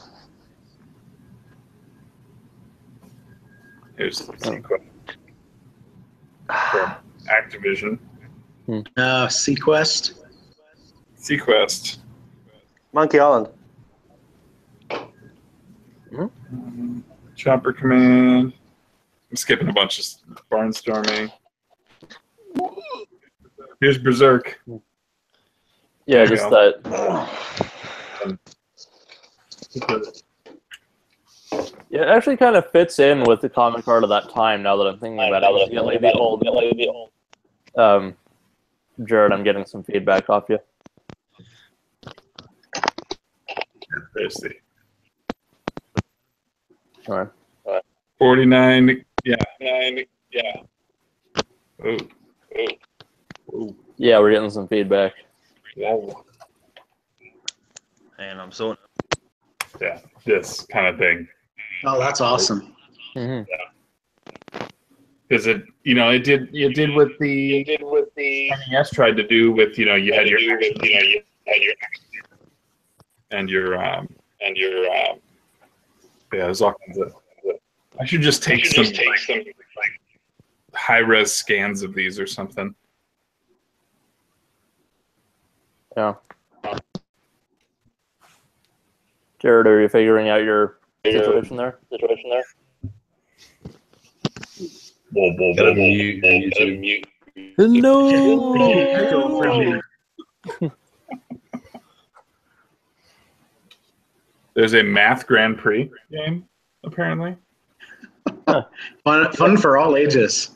Yeah, it was like in television had a few of those too, like learning fun something Yeah. or other.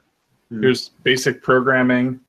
Yeah, there's another one of those on in television as well. Mr. Bits and Bytes or something like that, which I actually have. Mr. Basic meets Bits and Bytes. That's what it was called. I need to find one of these. Is it? It's like a binder. Oh, wow. Like a binder that holds cards. Yeah, I don't think I've ever seen that before. No, me neither. Maybe that was canceled. Atari game program case. I'm looking. I'm gonna beat you all to it. We got a 30-second delay. Yeah, but actually going back to the artwork there, I was going to say it reminds me of a little bit of the comics of the time that would have been out, because you had like those horror anthologies that used to be a thing, and just kind of like, especially like Night Stalker or covers like that, you'd get that kind of artwork. But, Feedback gone. yeah, it seems to be gone. Appears to be. There's Yeah. one on eBay. There's two. There's two on eBay. Oh, three. There's some on eBay. Musty just bought every one of them. Ding, ding, ding. Corner in the market. Scumbag reseller of the There week. goes my trip to, there goes my trip to Barry. Yeah. We can't be All scumbag the on this game. Yeah. Scumbag seller of the week. Yeah, like they've got them. There's Oh yeah. Yeah, that's cool. this one. They all seem to come with 8 games in them. Hang on, how come you've got 20 SNES classics behind you there? What's going on? Pre-orders. That's not even out yet. Isn't it? Oh, well, whatever. Troy, I watched your game room video today at work. That was awesome. I really dig those shelves behind you there. Oh yeah, they're pretty cool. Yeah. Yeah, it took a while to figure out how to do it, but I figured it out. Are they all built? Like, is it all home built, or is it store bought shelves that you mounted? The shelves are actually from Sears, so they're not like IKEA. They're like pretty good quality. And then and then I just like modified them a little bit and reinforced them a bit to make sure they wouldn't fall apart when they were rolling. And then I got like some hinges like that you would use for fences. And then it's got a gigantic caster wheel on the part where you pull out so it rolls. Nice. The swivel caster wheel, so you can just roll it right out. Isn't it all getting ripped out next week anyway?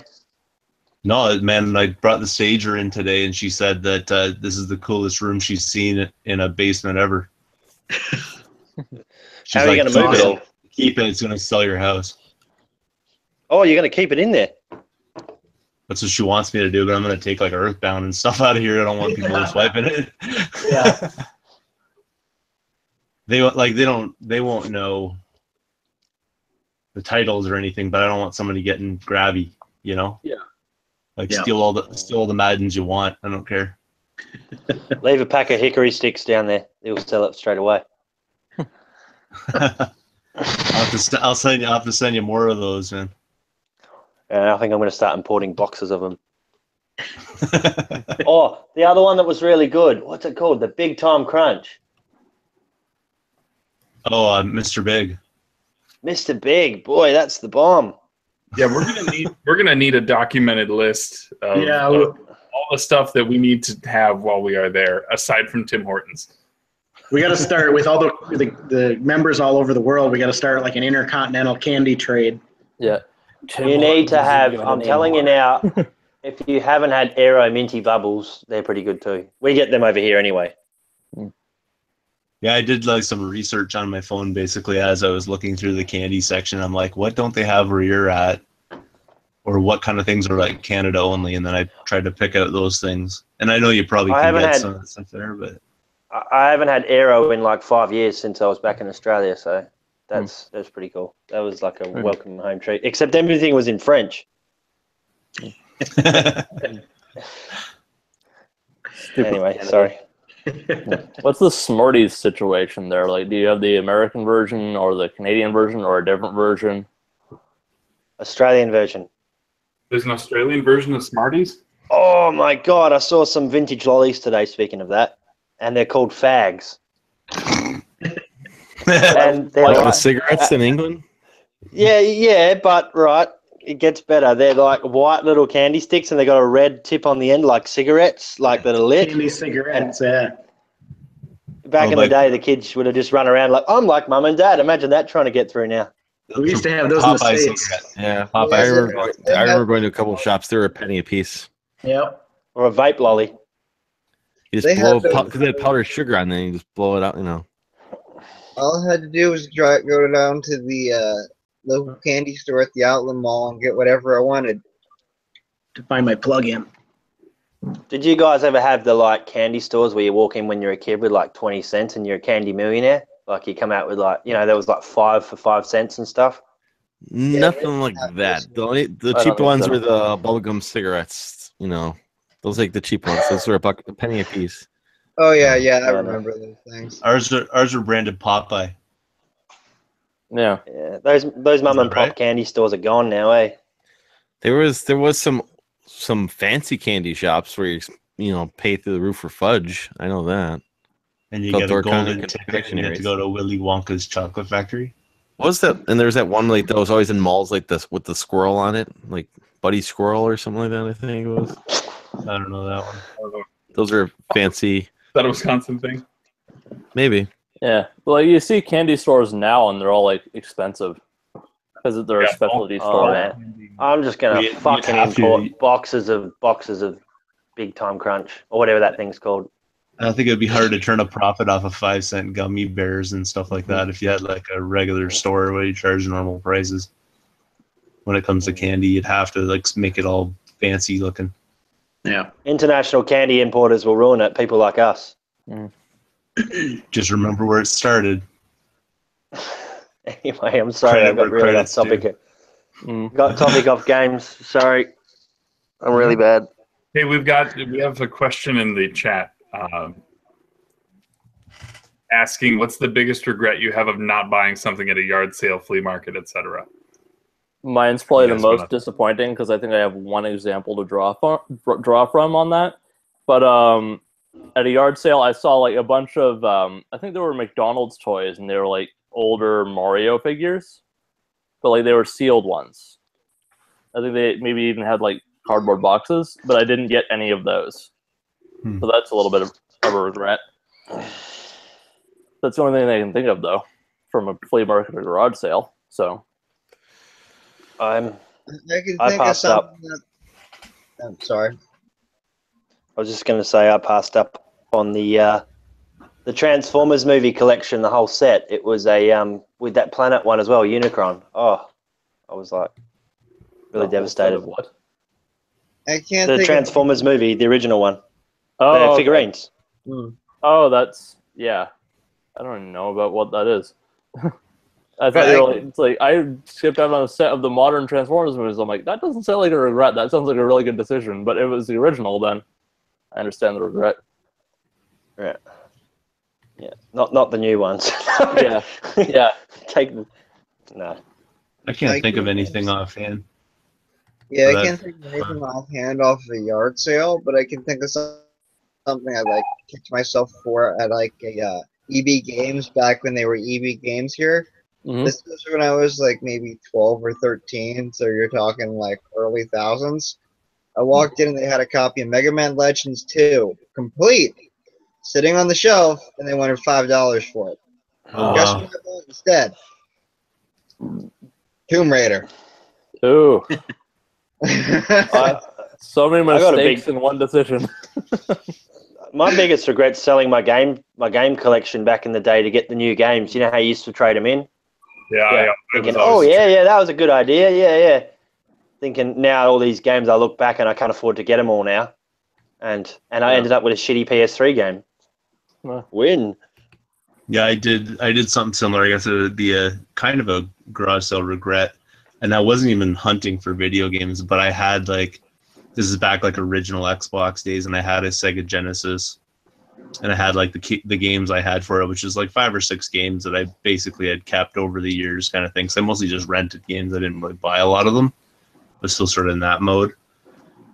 But then I went to a garage sale and I found like a Sega Genesis Model 2 with a Sega CD attachment, that weird controller that is on the ground. You're supposed to be able to like kick above it and stuff like that. I don't know. Activator.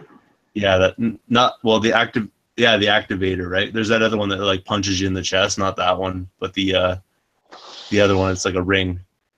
The And then, activator's the ring. Yeah, the and then Right. it had like a bunch of CD games and a bunch of Genesis games or whatever. And I put it all together and I was like, I'm gonna be smart about this. I'll just take it to a game store and like make a little bit of a profit or whatever. And they offered me like $50 for like my original Genesis, all the games I had, all the games I got in this bundle, and the Sega CD system and like everything. It was like 56 something or other. And I was just like, yeah, sure, I'll take it kind of thing. And I didn't even really think anything of it. And now I'm like, I was thinking about it today, which is kind of funny. I was driving past the house because it's like right in where my new neighborhood's going to be. Driving past the house and I'm like, that garage sale that I just like stumbled upon, because it was right there. Yeah, the people that live in that house were probably just like, Why does that guy shake his fist as this every time he drives by? Yeah. Drives past really Should slowly knock and on their just door and be stares. like, "Yeah, The only thing I can think of, because I really don't do much flea marketing or yard sales because I just don't have any luck. But I can remember one from my past that I remember as a kid. I really, really wanted it, but as a kid, you have no money. And I saw it, I think, What are we doing? I don't know if I saw it in Midwest Gaming Classic or if I saw it somewhere else. But I found a picture of it online. I just remember, I think it was maybe $100 or a couple $100 when I saw it. But it was a Mario Brothers 3 store display. I'll show you real quick here. Through this is what it was. I found this. Someone had this in their garage for a garage sale, and I think they went in either $10 or $15. But as a kid, I had no money, so it was. And I saw, like I said, I've seen it within a year ago. I saw someone had this, whether it was at Midwest Gaming Classic or somewhere else. Someone had this for sale, but it was maybe, I don't know, it was $100 or a couple $100 last time I saw it. And I just kind of, I always something, because I remember I was huge into Mario, so I really, really wanted that. But I got a gift for you, by the way, before I go, Ryan. Okay. I'm going to send them to you. I'm just going to chime in on it. I got the limited edition Super Mario postage stamps getting sent to me from Japan. Nice. I'll send you a pack. I got about 16 packs. Yeah, you can't get them anymore. They've just been sold. Nice. Yeah, anyway, sorry. No, Just speaking on that topic. For Ryan's package, or when I send him this stuff, well, anyone I'll send you some when I do your Xbox, but I'll just gently send them out. I've got about 60 packs. awesome. Oh, Ryan, you want me to send back those games, or do you want me to mod the Game Boy first? Just do it all with one package, basically. Okay. It'll be fine. So I guess Scott, I was going to put a ball on this question, unless there's. I think Scott, did you have any? my biggest regret is probably something I sold. So I was a big Sega CD fan back in the Sega CD age because I was just enamored with CD technology as a kid. Well, I guess as like junior high school age. And one of my friends, I had a regular Model 2 Sega CD and a Model 1 Genesis. And one of my buddies had an XI. And he sold me the XI dirt cheap for, complete in box, just absolutely gorgeous. And I kept it, I hung on to it for probably a couple of years. This was probably 96, 97, and sold it on, I think it was even on eBay, one of my first eBay sales back in the day. And I think I sold it for $75. And man, now I wish I had that thing. It's really one of the only Sega CD related items I don't have. Man, you can't even get a broken one for $75 anymore. And this was complete in box, absolutely perfect. All the pack-ins, everything. I mean, it's like $450, $500. Yikes. Yeah, I think. I'm going to shoot off for a bit, guys. I've got to go have some dinner. I'll be back in about half an hour or so. See you, Jared. See you guys. Nice to see you, VG Collectaholic, finally. Good to see you too, man. maybe coming back on later so we can talk Wii. Yeah, we're going to have our white privilege talk. We'll be good. All right. No. Well, I had a good idea for your Wii, by the way. I'm thinking of converting a rolling rocker for the motion controller so that you can use your feet instead of having to do this where you sit down. I don't know how much use that would get, but it would be interesting. All right, man. I'll talk to you later. See you later. All right.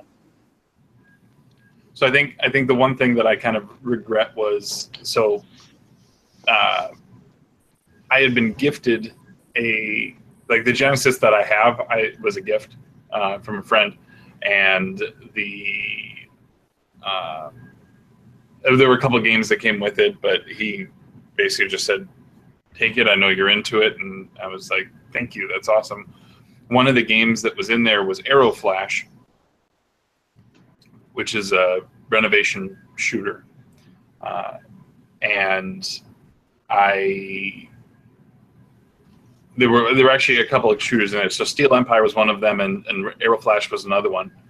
And I ended up trading those to my buddy Rob to get that and a couple other things to get my copy of Mega Man. I have since reacquired that Steel Empire back from him, but the Arrow Flash is gone. And so I'm a little bummed on that. It was a complete copy of Arrow Flash, and I think there's a loose copy at the local game store here. At least he did have one. He might have sold it. I mean, from what I played of it, it's really good. I just need to. It's one of those that you got to sink time into. That's okay. I'm gonna be dropping off a HDMI modded N64 that I'm gonna try and have him sell for me. Yay! Anybody want an HDMI modded N64? I recommend them. Yeah, they're awesome. Those don't have the... You were already. I'd probably have to get Jared to get me a controller that's actually useful, and then maybe I'd be interested. Dude, you can just buy the Hori pad. By the point you're buying this thing, you're already spending a ton of money. What's another $100?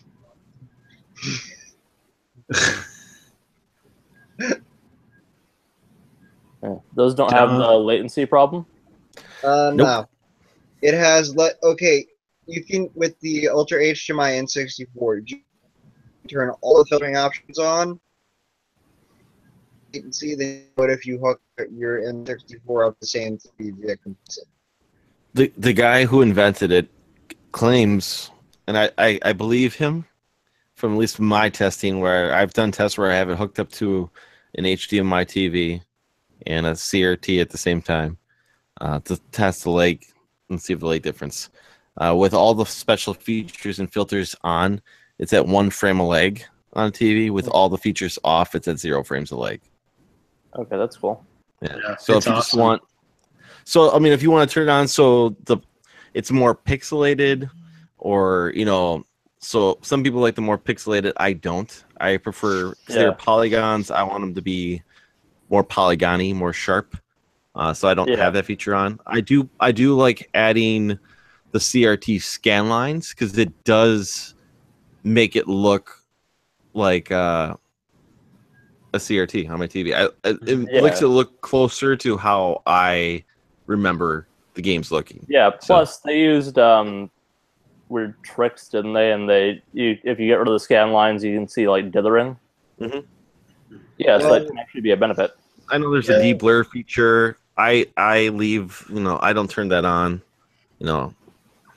The scan lines in it are gorgeous too. They're way better than like the frame. I like them way better than FrameMeister scanline generation. Mm-hmm. Well, I let's be honest, the FrameMeister's not as good as people made it out to be. I really like the FrameMeister.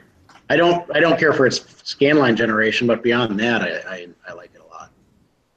I've heard it has a lot of issues. Like, it depends on if you play a lot of games where you're switching between, like, display modes. Oh, yeah. I have everything running RGB through it. Even the component stuff I convert to RGB. Yeah, but there's still some games that'll go switch between, like, 480p and 480i. Or, like, 240p and 480i. I thought you were talking inputs. No, I'm talking like games that switch their display mode mid-game, and like you'll sit there and like apparently it loses sync. I don't have one. I haven't played with it too much. I've never noticed it. I don't know if it's just the game selection I'm using, or I've never experienced that. What's Yoshi claiming? I'm sorry. Games that switch video output, like going from 480i to 480p, when it goes to a cutscene or something. Like 3, I believe. One of them is Rogue Squadron. And I believe, because he gives you the choice of selecting 1080, 480i or 240p. I know there's another one off the top of my head. Sorry, there's like 2 more for sure. There's at least 3 games that are one of them. Sorry. The one I know off for hand is Rogue Squadron, and I don't know if it's F-Zero is one of them, but for sure that one is. I mean, I can look into it if if we really want to get that down that far down the wall. I know a buddy of mine just recently told me he was having trouble playing Star Soldier on the N64 through the Ultra HDMI. Like, he was having problems on his power pack for some reason. EverDrive. Well, EverDrive, of course, that's why. EverDrive sucked for the 64. Emulation has never been really good for the 64. That's okay, but he said it works just fine on his when he's playing it through the Frame Meister on an RGB modded one, which is just weird then. Yeah, that's the one reason why I'm hesitant. Granted, with the EverDrive, on the N64, you will get the clearest possible image. It looks gorgeous, but it doesn't do emulation great for everything. So, what the EverDrive? Yeah, because that's like the best possible images. If you run the Ultra HDMI with the EverDrive, you will get better picture than what's it called? Than like buying it through the Nintendo eShop or anything. But well, yeah, I'd rather just play it off the cartridge. Well, yeah. I'm wondering, but I'm just wondering if maybe it's conflicting with like one of the display modes or options or anything. I'm not sure. If I can't figure it out, I'm just gonna contact Marshall and see what he says about it. Mm-hmm. Eric, can I ask you a collecting question? Me? Eric, sorry. Oh, Yeah, I'm here. You're way far down the well, Scott. no, way far. Just because I just want to ask in comparison, because me and Eric both completed our main collections, I think, in April. I just want to know what his thoughts are. Did you feel after completing the Master System, did you feel like I'm just going to try to compare it. Like, so I've been collecting NES and N64 at the same time, but after completing the N64, like, I'm like, just like, I feel like I've plateaued with my collecting, where there's still stuff I want, but I'm just not hungry for continuing going after the NES at the moment. Maybe because the prices are still really high, and I just want to know if there's anything else you were really collecting where you're just like, after the Master System, you're like, I'm good, and there's still stuff I want, but nothing I'm like, Well,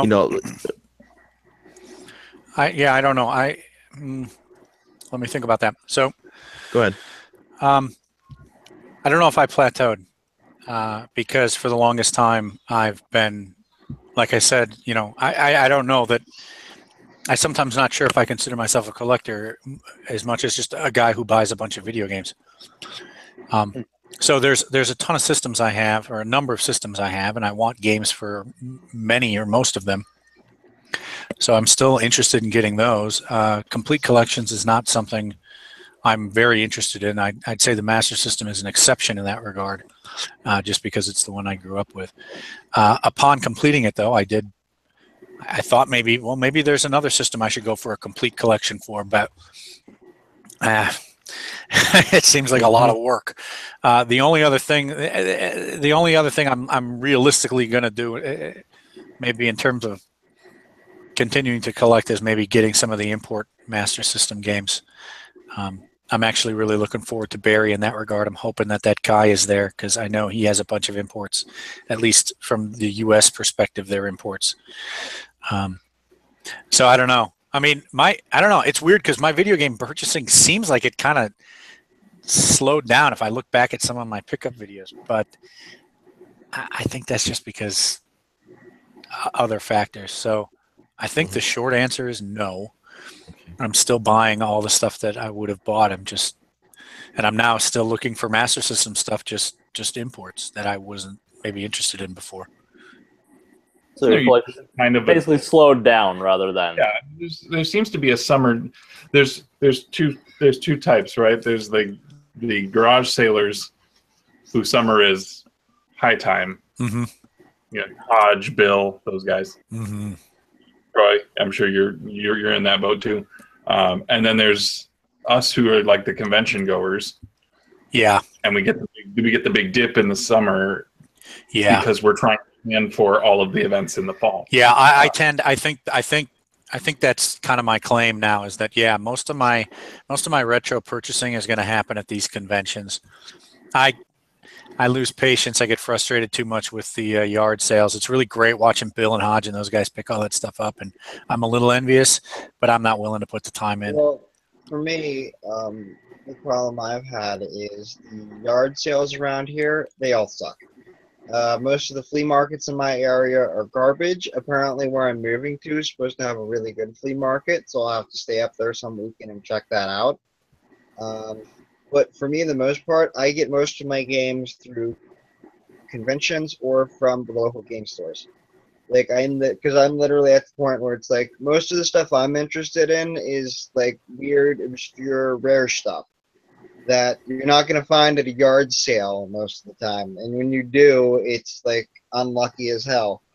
And it doesn't help that a lot of those yard sale finds, at least in this area, have dried up because a lot of people have, their smartphone and they'll just go look up what it goes for on eBay, and whatever the first thing that pops up on eBay goes for, even if it's ridiculously overpriced, is what they price their stuff at. Yeah, and they don't understand what sold listings are. Yeah, versus I've had that what it's conversation multiple times with people. Yeah, buy it now versus sold.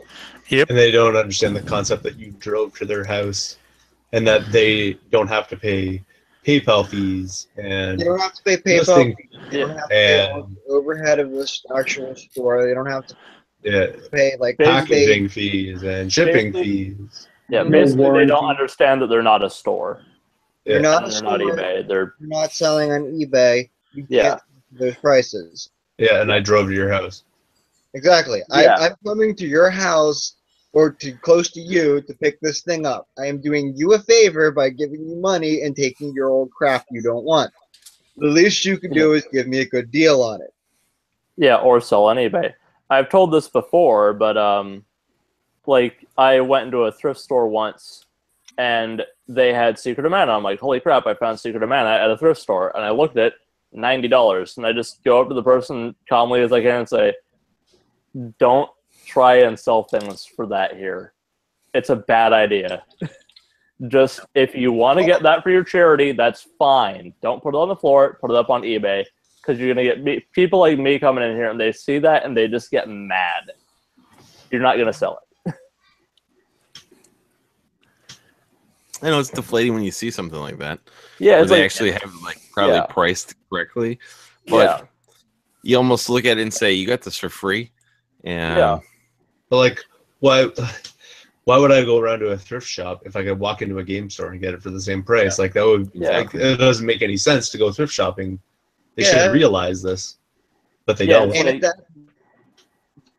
at that point, like if you go to, at least in this area, the local game stores that are run right, usually you can sit, you end up talking to the owner for a bit. The owner is pretty cool.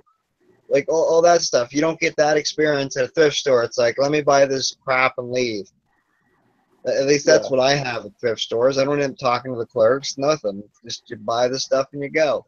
You should socialize a little bit because you can get deals, but... Oh, I have a couple times, but most of the time at the thrift area, there's jack shit anyway. Yeah. You could ask to see that Secret of Mana and do a little price management or adjustment like Bill and Joe do. Yoshi, how did you mod your Game Boy camera to be sepia tone? That's beautiful, man. Your camera there you got set up. Really? It's so pixelated, like it's unbelievable. You look like an Atari game. Awesome. That's exactly what I was going for. How would you tell? The P cam returns. Unbelievable. I didn't know my camera was that bad. I don't see it. It's a little bit pixely now that I look at it. I wasn't looking at that much attention. It's really fuzzy for me. I don't know. Well, which is even more astounding because he's got good light. Yeah. I'll trade you my old HD camera, Yoshi, if you want it. Well, this is a crappy camera in my laptop. There's your problem right there. I'm using a laptop camera. Me too. Yeah, you probably have the best definition of anybody. Oh, I'm I can't log level up check. anymore in ease. I've reached the max level. Okay. That's nice. 65,535. Hmm. Does anybody tell me the importance of the number 65,535? I can. I knew that. I had to learn it for PLCs. Or was it, no, I don't know if DLCs? that was it. What kind of DLCs are you buying? He's adding math quizzes to his games. Shopping at the wrong virtual store. Well, if I remember correctly, I believe 65,535 is the highest you can go in like binary with 16-bit. That's correct. Hence why you'll see that number pop up in some 16-bit games, because the console literally can't count any higher in basic binary. So, for example, I'm guessing this Ease 3 game uses binary to count the levels, or like a binary code to keep track of the levels. Hmm. So once you hit all ones, you can't go any higher. Anyway, I can- sorry. Yeah. I can't get into the early versions of the Ease games. I can only go with like the ones that have been like rebranded since 6 came out, I think. Arc of Napishtim. Like the remakes on PSP and all that. I have them on the computer though. Like it's just like the weird way the old one goes. I don't know. It just doesn't work for me. It's specifically 3. I haven't given it that much of a chance though, so might You change. didn't like 3? Which version did you try? I probably tried an emulator of Super Nintendo or Genesis. Either one of those. In the Super Nintendo version, and I like it, other than the hitboxes kind of screwy Mhm. game. But when you get like around that and want to play it, it's really fun, really good. You Though said words. I got some of them. the turbo version of it though is far superior, even though the game only runs 15 frames per second in spots. Are you running a dial-up modem? You get RoboCat over here. No, I'm on Depending on gets that Comcast. reference. That's too good. Remember that on Aldrin Jammers when they do the RoboCat sound effect? That just like map, map, map. Anyway. I don't remember. I'm guessing I'm That's a breaking up soundbite then. for you, Derek. Okay. A soundbite mimicking a soundbite. Meh, meh. Anyway. Pickups? Yeah, let's do that. It was just it's almost 11. Okay. Yeah, we're starting a little late on that. Who has like only a few things? Because I have a I have bunch of one stuff. thing. Okay. I have a few things. I'm going to gather them real quick. Yeah. And I don't have it on me, but I got Splatoon 2. Okay. nice. And he's done. Doesn't count unless we see it, Musty. Well, if you would have played it on Saturday and Friday, you would have known. Anyway, I guess I'll go. Just get my stuff out of the way because it's mostly non-gaming crap. But as I do. But since that came up anyway, I got Splatoon 2 as well. Oh boy. But Yay. I did a little bit of thrifting, and I got. Well, I went So to. are you guys kids now or squids now? Moving on. I went to EB first, but I got God of War 3, the PS4 version. So tying into Musty playing that, I guess. And these are 2 common ones, but they've been eluding me, so I finally ended up finding them on a buy 2 get 1. So I got Lego Star Wars 3, which is based on the Clone Wars cartoon, and Mini Ninjas. So there's a club game I couldn't get for a long time. And after that, I hit up a Value Village, which is basically like a Canadian Goodwill. And I got start with the most boring stuff first, kind of, I guess. A couple movies. Got The Prestige, District 9, and Eternal Sunshine of the Spotless Mind. Those were $3 a piece, so that was pretty cool. I got, in one shot, the entire first season of X-Men Evolution, which was random. But I've been looking for these because they're the only X-Men cartoon that's out of print. So it's the only way to get them. So it's cool to get that, especially since the only set I had before was the first set of Season 2. So that's good continuity there. And Star Wars crap, because of course. I got Children of the Jedi, the second book in the Black Fleet Crisis. Books you didn't have before? Yeah. Okay. And, well, this contains a book I had before, but it's the original trilogy of novelizations. Nice. I didn't have the ones for Empire Strikes Back or Return of the Jedi, but I did have the original Star Wars, so it's cool. Are they pretty much dead on? There are differences. Like, the original Star Wars movie does not use the word Sith, like, does not refer to Darth Vader as a Sith, a Dark Lord of the Sith, and the novelization does. So that was the first use of that before Phantom Menace. And was the novelization created around the time of the movie?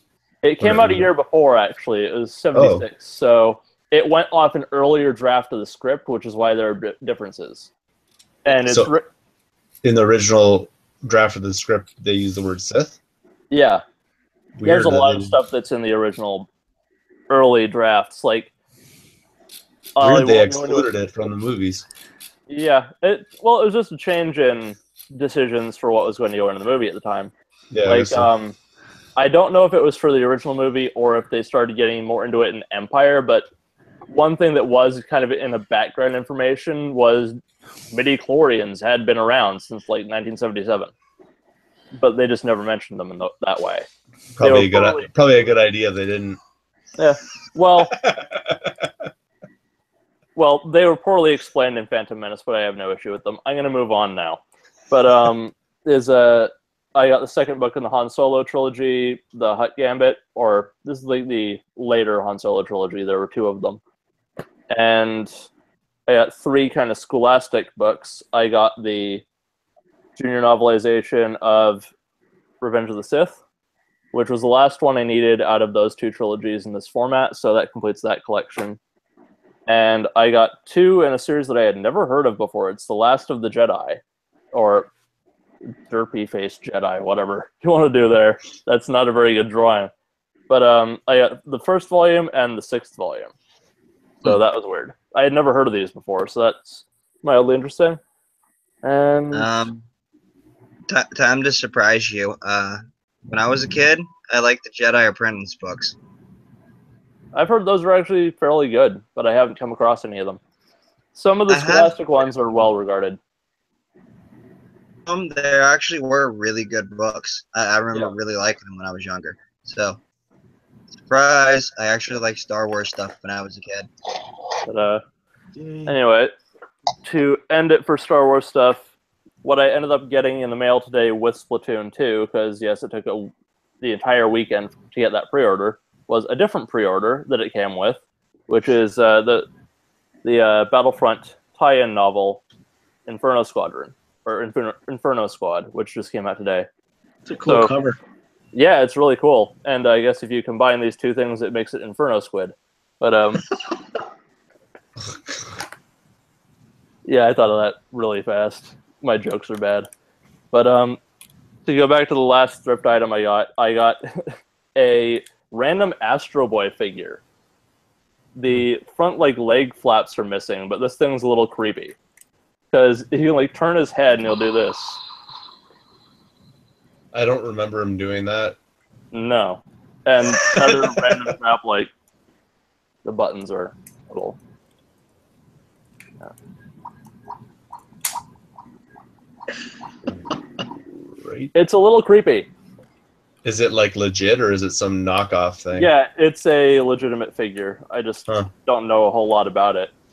But it's pretty cool. As an oddity. I did actually forget about one Star Wars thing, but it's my last thing, so don't worry. I found a mug from the Disney store. Wow. Yeah, so that was a little bit interesting. It's from 2015, obviously, because it's Kylo Ren. But it's a pretty cool mug, actually. And it was only $10. Someone loved it for like a year and a half, and then they donated it Yeah. after they paid top dollar, I'm sure, for it. Yeah, it was probably like $30 when they bought it, and I got it for 10, so that's cool. Anyway, I'm done. That was a bunch of stuff. I can go next. Okay. So as you guys know, the new Amiibos came out this week, and I got all of them. And I wasn't really aiming to get, so I'll just start off with Cloud. So I got Cloud here. Still boxed, like every good Amiibo should be. Are people still going absolutely ballistic for Amiibos, or are you finding them easy now? It's been slowing down recently, but it seemed like this one got kind of hard at the end of the day to find this one. This was the GameStop exclusive here. It was Cloud Player 2. Did you find it in store?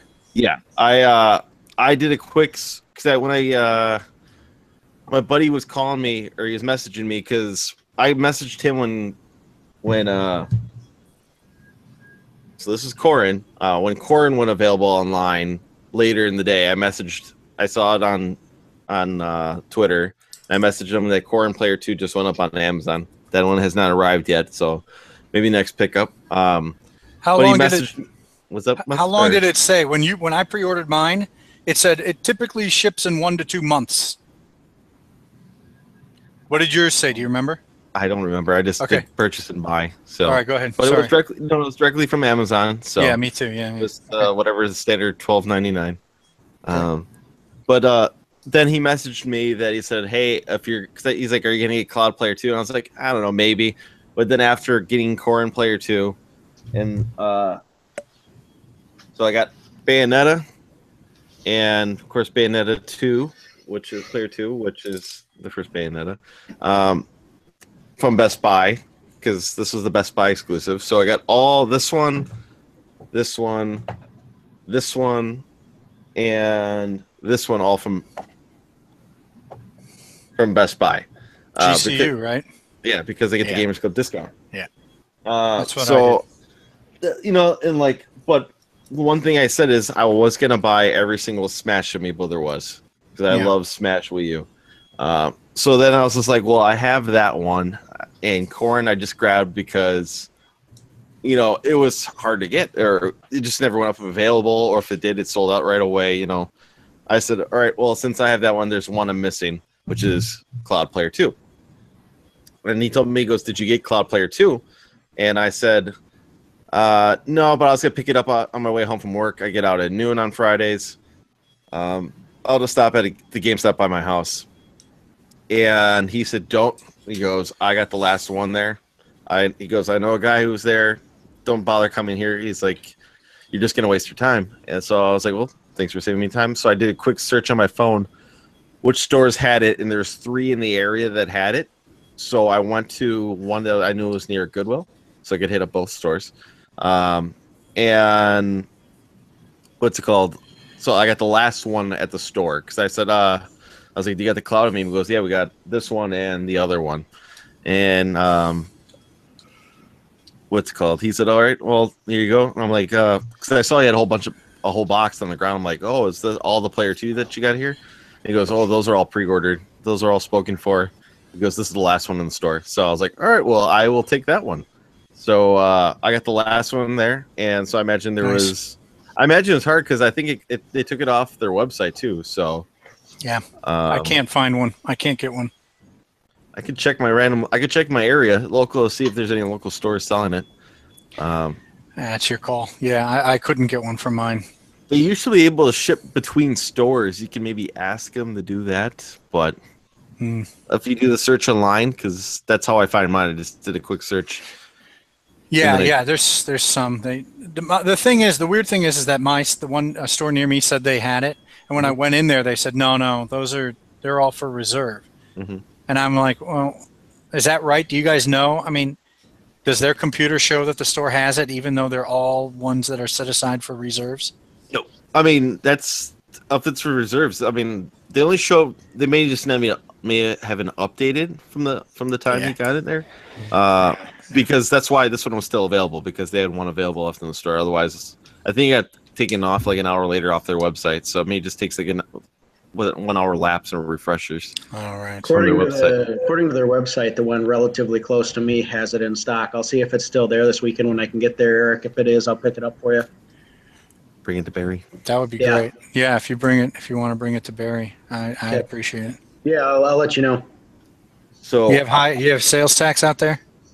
It's 6%. Oh, that's not okay. So until Corden comes, that'll make me done with Amiibos. I still might go after a couple Zelda ones, but I'm in no particular rush. Like if Majora's Mask gets restocked, I might pick it up, but I'm in no particular rush or hurt. I'm hoping I get some of the new Breath of the Wild ones on sale. Because Best Buy will do like those sales where they'll sell them for $5 or less. So I'm hoping I can get one of those later. Do you have any of the Breath of the Wild ones? No. So I'll just get it later. I don't know. I'm in no particular rush. I've been thinking about buying those Amiibo cards, the knockoff ones that they make in China, because you get all of them for $18, and you can use them all in Breath of the Wild. And that's two Amiibos. Yeah. That's two Amiibos, and I can do everything that I want in Breath of the Wild if I want to, do some of that stuff. So, speaking of Breath of the Wild, I got this for my birthday today. I got the DLC, the game on it. Oh, nice. So I will download that later. I asked for this game. It was they did a Black Friday in July sale at Best Buy last week Friday. So I asked for this because it was on sale for $27, and I'm kind of in the mood for trimming down. If there's like an HDR version and it runs fine, so I'm gonna probably dispose of my PS3 and PS of Kingdom Hearts 1 and 2. So I have the PS4 version. So I will be trading off, or if anyone particularly wants them, let me know because I'll be getting rid of my PS3 versions because I have this now. Plus it's future club game too, so Musty could get the PS3 versions off you. Potentially. I'm actually pretty content with my PS3 ones, but yeah, I'm hanging on to my my PS2 copies of Kingdom Hearts 1 and 2 until it's the club game, and then if I play it and I decide it's like hot garbage, which is what I'm guessing I'm gonna think of the game, then I'm probably just gonna go sell them off because I'd rather have money. Okay. Or trade them for something I actually like. I think I'm gonna like them, so that's why I bought it again. I also got this for my birthday, Outlast Trinity, which has got 3 games on it. Okay. So this was on sale a couple weeks ago, so I asked for it. And I got this. This was also on sale on Friday, so I asked for this. So nice. Oh, I should have got that. Darn it. I hear good things. Good things. So I picked that up as opposed to picking up Horizon Zero Dawn, but that was on sale, and I really, really wanted to buy that game, but knowing that there's DLC coming this fall makes me think there's going to be a Game of the Year edition in the fall, around Christmas time. So, and then this is the thing I got today too. Nice. So. You got that today? Yep. You haven't been playing it with the club? Still sealed. I thought you were playing with those. Oh, you were gone the weekend. I had a wedding to attend to anyway, so I couldn't play if I wanted to. So, and there's one more thing, but I will go grab it, and the next person can go, and I'll show it if everyone's done. So I just remembered one more thing I picked up. So I'll be right back. Okay. Who's up next? I can go. I got Splatoon 2. I also have not played it yet. That's upstairs in the game loft. And really the only thing I'm going to show, I got a bunch of random Xbox games as I just try to complete the Xbox set. Nothing really worth mentioning. I got a couple of more PS1 long boxes. They're already sort of put away. The best one is probably Starblade Alpha. And then this was this afternoon's game haul. I found a TurboGrafx lot on Craigslist. It was a listing that was basically just text only. All it said in the listing title was Turbo Express. It said nothing else. And then in the actual listing, it said Turbo Express and 5 games. So as soon as it popped up, I must have seen it right away because it was sort of like first in the feed. So I sent the guy an email, said, "Hey, I'll take it. Sight unseen. I'll go at you." It was dirt cheap. That box. This was on Friday of last week. So I emailed him, said I can make it anytime. The city that he was in or town that he's in was sort of a suburb of Stamford here where I'm in, and said I can make it anytime this weekend. I can make it whenever you need me to come. I can be there. Actually, I take that back. This was 2 Fridays ago. So we were going to meet last weekend. Didn't happen. He had stuff that he had to do. So I basically figured this thing was just going to milk me on and never actually happen. Ended up meeting tonight, and I got Vigilante. Everything's nice. All the cases, some of the covers, the jewel covers are broken, but those are easy to replace. All of the cases, hue card cases and everything are in great shape. Bonk's Adventure. Nice. World-class baseball. Keith Courage. Oh, getting glare there. And then the best one, Splatterhouse. Nice. Ooh. Is that a duplicate for you? No, the Keith's Courage picking up a is loose a copy. duplicate. Baseball, I think, is a duplicate. And I think that's it. I'll have to double check on Bonk's Killing me. Adventure. I don't know on that. But you need that Splatterhouse case? Yep. Okay. I keep trying. You keep shutting me down. And then the Can I don't mean to interrupt. Is Bonk an expensive game these days? Bonk's Adventure? it's really expensive in CD form, but It's like think 40 bucks. 40, 50 bucks. Yeah. Like That's that. what I thought too, yeah. Complete like that is probably normally around like $80 to $100. You're kidding. Those are stupid. Yeah, and that's that's stupid expensive. that's less than I paid for everything. I can't. You're killing me. Oh my god! You got that Turbo Express box. Looks like it's gorgeous shape. It's pristine. I can't believe it. Oh my Even god! the cases, all of the cases have the original sleeve and the clip. What a find, man! Yeah, Because those Expresses, that's got to be $300. Oh, complete like this, they're Yes. sold on eBay at $5. Unbelievable. If you have the system there, it needs to be capped. It's absolutely. Where'd you snag this from Craigslist? So envious. Craigslist. Even the That's one of the systems that's styrofoam is just completely untouched. Wow, what a find! But remember, right, that The is one of screen common is- things by the bad caps. There's no scratching, no wear.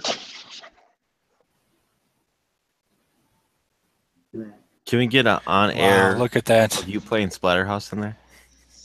On the I'll have to come up with 7 million batteries. I was gonna say, I how was many gonna batteries ask, what does does that it take? 6, 7? Looks like 6. Double A's? Yeah, AA. I'm wondering isn't how it? many amps that thing's drawing. It's six AA's, yeah. No worse than a Game Gear. How long's the battery life in that thing? 2 hours like the Game Gear? It may not even be that. 20 minutes. Turbo Express, it has a backlit screen, right? Yep. Yes. Yeah, so And it's probably about the Game Gears, yeah. Even the manual is crisp. Oh, what a find. Wow. Congratulations. Thanks. Yeah, it was stunning. I mean, when I was heading there, I was like, oh, wouldn't it be awesome if he's got a box for anything? I just assumed it was going to be scratched to hell, beat up, no battery, door, nothing. Did you try? Does it work? Have you tried it? No, not yet. That's I literally I picked it up and then I went to meet friends out for trivia. Got home and turned on the chat. So Who cares? Those games alone are worth. Just a warning on those. They're also played by bad calves, like most of the other NEC consoles. I know a guy. His name's Yoshi. Yeah. Yoshi I K. gotta go. That's too obvious. Why Knuckles? So was that it for your pickup? Yep, that's it for me. All Awesome. right. Good job, Scott. Yeah. Thanks, appreciate it. All right. Ryan, you want to show the last thing you had? Yeah. Sure, Then I gotta go. So I found this at a Goodwill on Friday. So no discounts applied because there's no discounts on Fridays at Goodwill's. Nothing I can mark down, but I found this at I thought a decent price. It was even complete. your old lady thing didn't work. Old ladies only work on Wednesday. Oh. Student discounts on Saturday, and I didn't have any coupons, so no discounts today. But I found an Xbox One headset for $12.99. Nice. Wow. And it's complete. Nice. It even had the manual.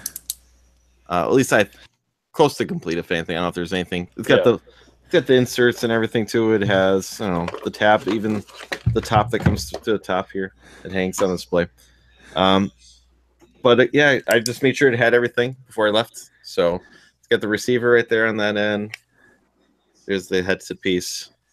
That's crazy. You found that in a Goodwill. Yep. I see it. This is like the third time I've seen one, but usually it's missing this. So I've always passed on it for that. And this is the cheapest actually I've ever seen. I've seen it for like $20 twice. But What does it go for new? I think 70. Okay. So and I just got home. It's in really good shape. Like I said, checked it out before. All I did was took like a Clorox wipe and wipe it down because I don't know who wore it first. Yeah, of course. Yeah. But tested it out. I had tested it with P1 on Friday just to make sure this thing works because you have 7 days to return something. If it doesn't work, it works for perfectly fine. The only thing, because I have the Turtle Beach XO1s in comparison to, the gameplay sounds a lot better on this than the XO1s, but the voiceover, like for talking, sounds, and it could be Sean. Sounds like they're farther away. It sounds like it's more of a draw distance for them talking. Did you adjust the voice to game audio? Yeah. Okay. Just checking. Like I said, I don't know. It could have been Sean, and he's the only person I talked with. But I just made sure it works. It works fine. It works good. Yeah. So now I'll be probably getting rid of my XO1s if anyone wants to create for Wait a them. minute. Go ahead. You get game audio through those? Yeah. Are you supposed to get game audio through? Yes. Yeah. See this top button right here is you press this one. You want to control, raise and lower the audio. This is the raise right here, lower it right here. Is that unique to that? I'm using the headset that came with my Xbox One. It doesn't have those other buttons on the left. Yeah. It only has 3 buttons. So is that normal, or did I just get an older version, or what? No, the one you guys just like the free one that came. Yeah, with it doesn't do game audio, but these other ones. It's the one earbud, right? Yeah. Yeah. Then you're not supposed to get that stuff with that. Yeah. Okay. So Yeah, so that's when what you raise I'm the game audio, you hit this button and you can raise it or lower it. And if the talk button right there, it looks like a little person. Maybe I should get these. You can get it right there too. Let the engineers have fun on and charge you more. So I will be getting rid of my XO1s if I can get $12.99, so I can get it for the same price I paid for this for my XO1s that were refurbished. Yeah, Eric, you should get the XO1s off of them. They're pretty good. Yeah, I paid $27 for the XO1s. So if you pay me $12.99, or Musty, if you want the XO1s for $12.99, I'll get back to you. Yeah, let me know. Like I said, it's because I kind of wanted these more after testing them out. They're a little bit more comfortable, in my opinion. But like I said, the XO1s were fine. I was using that for a while. Yeah. Those are the same ones I have, and I can recommend those. Not the ones that he's showing, the XO1s. Yeah. Sean recommended the XO1s too. So, yeah, like I said, I don't know. I thought this was a good deal, so I was yeah. So, yeah, no doubt. All right, guys. Thanks. I'll Okay. see you next. I might not see you next week. Anyway, have a good week, everyone, and we'll see some of you at Barry. Bye, Eric. Night, Eric. See you there, man. See See you, Eric. Anyone else have pickups? Other than the one you already showed Going you. once. Going once. I have not been out looking for much of anything. Okay. Anyway.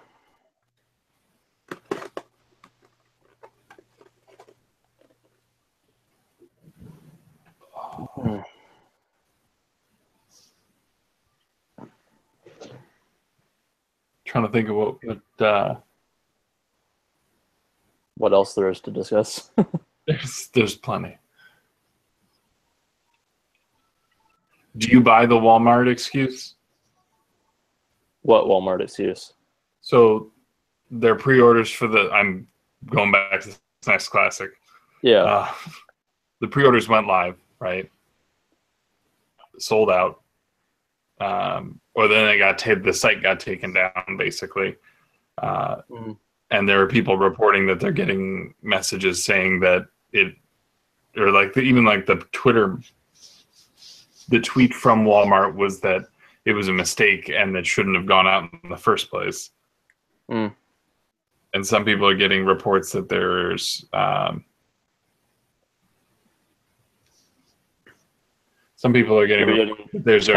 their pre-orders are being canceled. Well, I wouldn't be surprised if Walmart didn't intend to actually do that in the first place, and some idiot employee just hit the send out button. Yeah. Maybe Walmart. But you know, It could be legit, but it's also a really easy out. Would be my. I messaged my buddy who got it because I forwarded it to him because I knew he wanted to get one of those SNES Classics, and he has yet to get his canceled. So Site crashed in the middle of my checkout. I thought about it. I had the chance, but it's one of those things where it's just like I don't need it. I don't want it. Yeah. So It just sat as a display piece in the game room. yeah, I know. I did too, and then I looked over and went, "Oh, I have all those games, except for Secret of Mana." And the only way I ever want to have that again is if I get the Japanese version and stick an English translation on it that's actually good. Okay, because that's convenient. Because the original translation is awful.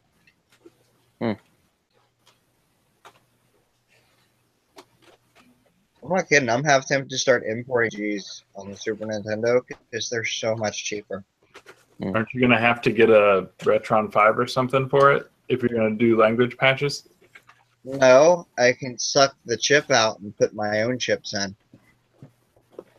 What do you need the card for then? Yeah. Yeah, that's just altering the original state of the cartridge. Yeah. Make your own. Or use an emulator. Aren't you just paying for a shell then? Yeah. Basically, you're paying to have what I'm doing is paying for the original copy of the game. That way I can take the ROM off it and put an English translated ROM into it and have, like, the Japanese cartridge. Yeah, you're getting the original Japanese cartridge so that you can butcher it and change it. I can't say much here as a complete collector. I paid a lot more for stupider shit than cart shells, that's for sure. Oh yeah. Well, Troy, you've used patches on your Retron, right? Yeah, I do language patches on the Retron. It doesn't work all the time though, but it works most of the time. It might just be the whatever it is. I can't remember the name of the files right for it, but I also run 5 and have no intentions of getting one, as I try not to buy anything made by Hyperkin. Okay. I'm thinking about getting one just to use as a capture, just for game capture. I did my my 25-hour live stream with it, and it didn't fail me once. So, and it was running for that whole time. for you. Okay, good for you. Blow it out, G. Stick Just it say between it your if knees. you need a stress test or something like that. So that was the thing that happened. Nah, I don't know. It has its pros and cons, so it's not a bad thing. It looks good. Everyone that came over that day was like, "I'm gonna get one of those." The only thing they were naysayers before, and they watched the YouTube videos and all that stuff. And when they actually sat down and used one, they said, "Oh yeah." So the people I know who bought them, they bought them early, and they both had issues with the two people I know that the teeth came out. The teeth came out for the games when they pulled it out from the cartridge because I don't know. One of the things I always heard is that it had a really tight. Yeah, but Hyperkin replaced it, and they said ever since it's been replaced, it's been pretty good for them. So I think the early ones I had originally power port problems too. I originally pre-ordered mine at the game store I got it from, and then they totally reneged on that. Didn't deliver it, and then I got it like months later, like quite a few months later. They were pretty. I don't know. He called them though. But he said it took him a while to respond. It took him like a week to respond back to him. But after that, then like they sent like they emailed him on postage, I think too, to mail it back. And he got it back within 2 weeks or something like. So, Lisa like that was just my segue in saying I think I probably got one of the fixed models, like not the whatever we call the Jaws of Death. Yeah, type one. That was one of the things in the revisions that they had for it. I am still really tempted to buy the retro AVS that retro USB makes for the NES. Is that the super expensive one? That's like it's a couple $100. That's the Analog NT is the one that's like $500. Oh, okay. It's like 170 on retro USB. That's the one that can take both Famicom and. Yep. And it's got the sound chip, and it's got 4 port controllers and everything. Oh, that's one of the NES games. Like they slide this way, and the Famicom ones go that way or something. Mm-hmm. Yeah, okay, I know which one you're talking about. A little door that opens up on it. I think it looks. I don't know. Like I saw it in Portland last year. I might pick it up this year, Portland, if it's there. So that's one thing I'm tempted to do, but no particular rush, I guess.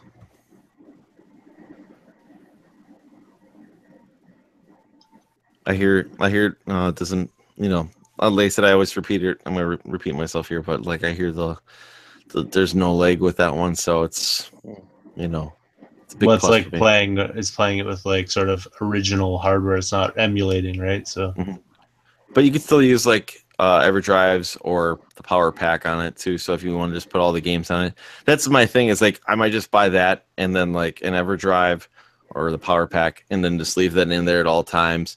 And then you can play the Famicom games that way too, because they'll be on the EverDrive or the Power Pack. So you'll have it all at your disposal. You don't need to take anything out. You can just I want to play this game and select it to my HD TV, boom, and I'll just select it, and you don't have to worry about swapping out games or anything.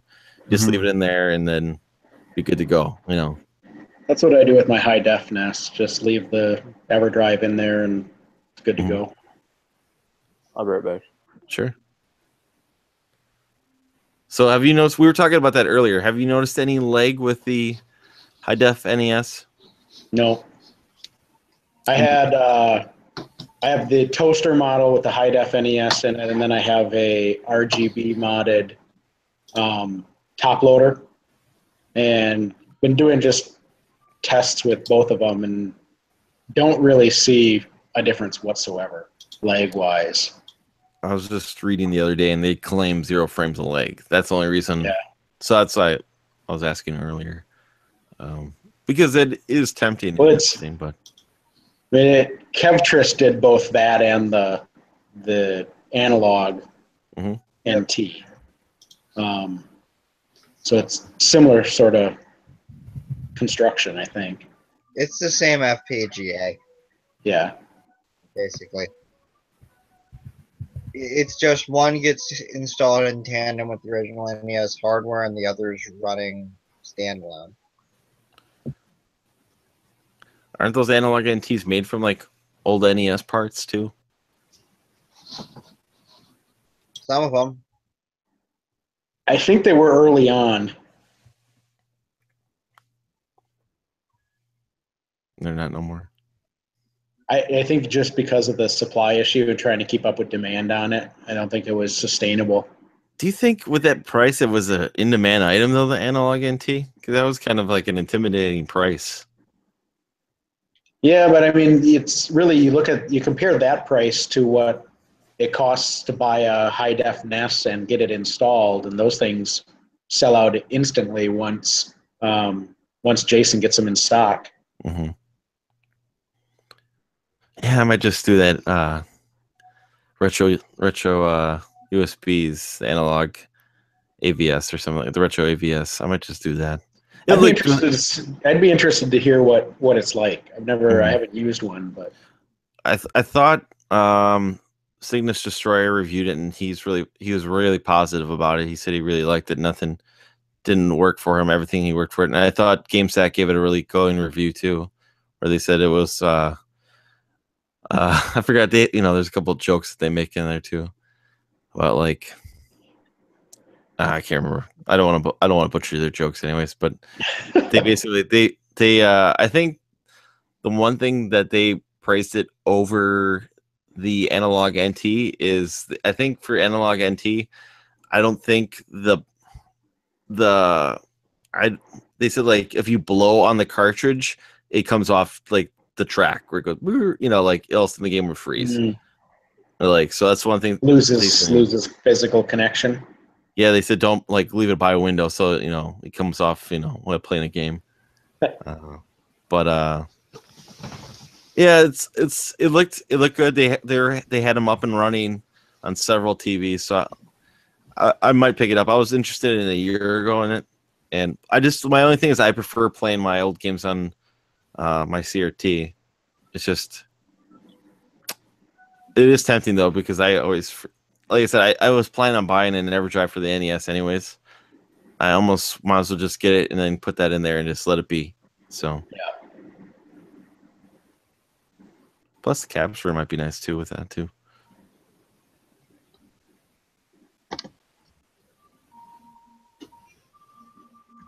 Troy, when's the I didn't watch all your collection videos because I wanted to watch them in one lump video basically back to back. Oh yeah. So I only had time for your pickups, your last pickups or some end of era pickups today. Oh yeah. I'm assuming that's going to be the last thing I pick up because I can't really, this place has to be cleaned up and then like other parts of my house have to be completely changed around or whatever and so on and so forth. So it's just like, there's no way I'm even going out looking for stuff. And if I get it, then what am I going to do with it? I'm going to have to like immediately clean it and then find alphabetically where it goes in some bin. Just like forget about it. I'm just out. I'm out collecting for a little bit. Box it up and say to be cleaned on the box. Yeah. Are you doing a local move or is it a long move? Oh, it's like 5 minutes away from here. It's really nice. close. That's good. Yeah. And we're gonna get like one of those pods and load it up, and then my video game collection is gonna go to a friend's house who's like even closer to that house, or literally like 6 houses down from there, and my video game collection is gonna be stored there so that it doesn't get stolen or broken into or something. Yeah. Because we're getting one of those pods and loading everything else into it, and then that's going wherever the house is being done because it's being completely renovated. But apparently the city likes documentation and all that stuff of renovation, so they've kind of shut down my process for a little bit until I figure that out right. I don't like to ask for right. Yeah, I'm usually the kind of guy I don't like to ask for permission. I just like to do stuff, and it's easier to get forgiveness than permission. Yeah, exactly.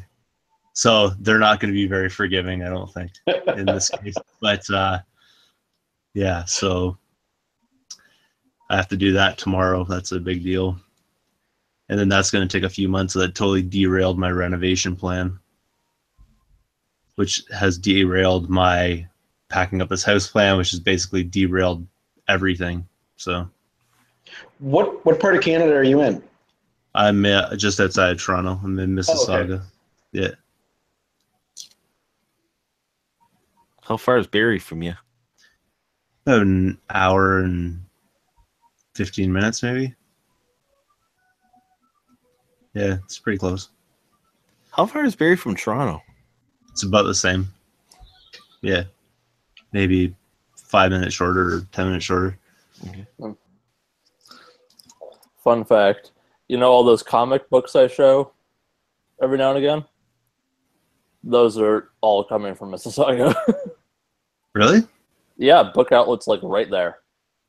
They have a store and everything. So you're shipping them? Yeah, I'm getting them shipped. Oh, that's cool. All the comics I showed, they're on an online outlet site. Wild. And so they're but they have like a physical location here? Yeah, or at least neat. near there. Just go to bookoutlet.ca and you can see where they're located. But I know that the initial shipping location is always Mississauga. Huh. That's cool. That or like something Creek or whatever the hell. Schitt's Creek. I don't think I've ever been there. Yeah. Except for with this home renovation city plan they want to invoke on me. Yeah. And they have more than just comics, so just any kind of books you want. That's cool. There is a US version. What's it called? It's bookoutlet.com.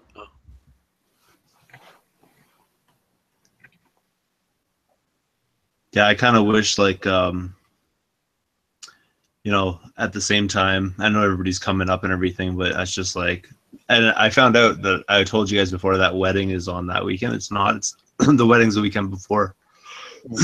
So that kind of helps out a bit with that, but it would have been nice to have people, you know, here or use my place, but I got my in-laws living here because that house that we're moving into is theirs, or when we're buying is theirs. But I would have been able to accommodate people that way. Unfortunately, that's not going to happen. That's cool. But there will be an abundance of stuff for us to do, I think. So, yeah. I just got to figure out when I'm going to sync up with everybody. I just don't want to see people at the show. Like I want to kind of do what you guys are doing, hanging out, doing whatever. Yeah, we hadn't really talked about like what Saturday morning was because we really don't. I mean, Bill seems like Bill's communicating the information from Joe. Okay. And so we should probably add you to the. There's a group chat going on about that. Yeah, it'd be way better than being kept in the dark.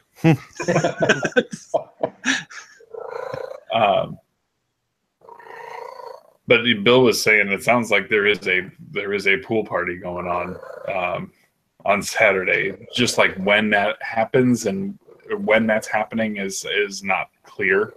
Okay. I think Joe is still locking down his kind of permissions for everything. Permissions for what? Probably from spouse. Oh, This is Joe. You know, a bunch of strangers from the interwebs coming over. Can I use your toilet?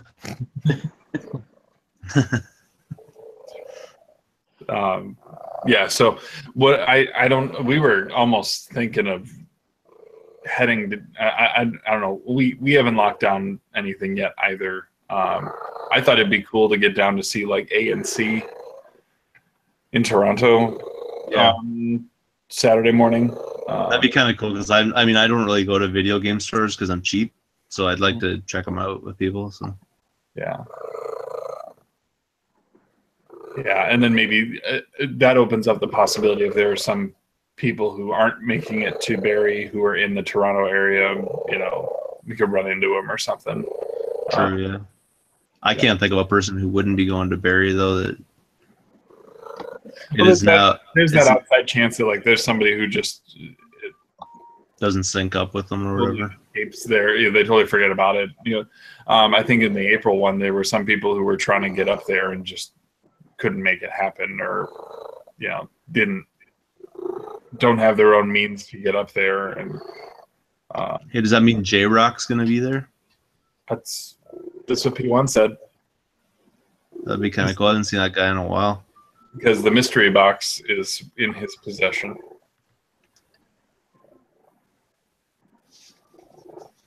They said the mystery box is not coming to Barrie to be perused. Just a cheap way to give it to the next person. Yeah, or I think P1 was going to offer to help with the shipping or something. What is the mystery box? Ooh. So the mystery box started with P1. It was kind of like I don't know if it was, he was going through a big purge last year. And he took a bunch of his things and threw it in a box with a little notebook and sent it to somebody. And it basically is, don't show anybody what's in the box.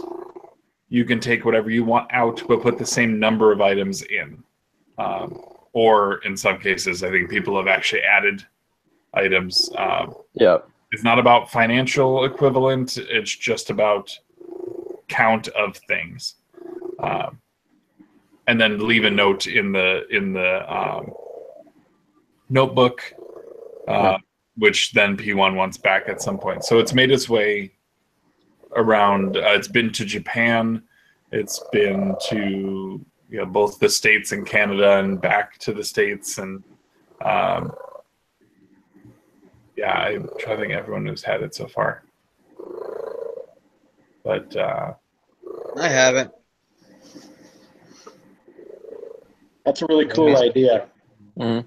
Yeah, it's kind of like it's like a retro junk box. I've heard people use that term, where it's just like, hey, somebody will find this interesting, so it's like geocaching, where the cache comes to you.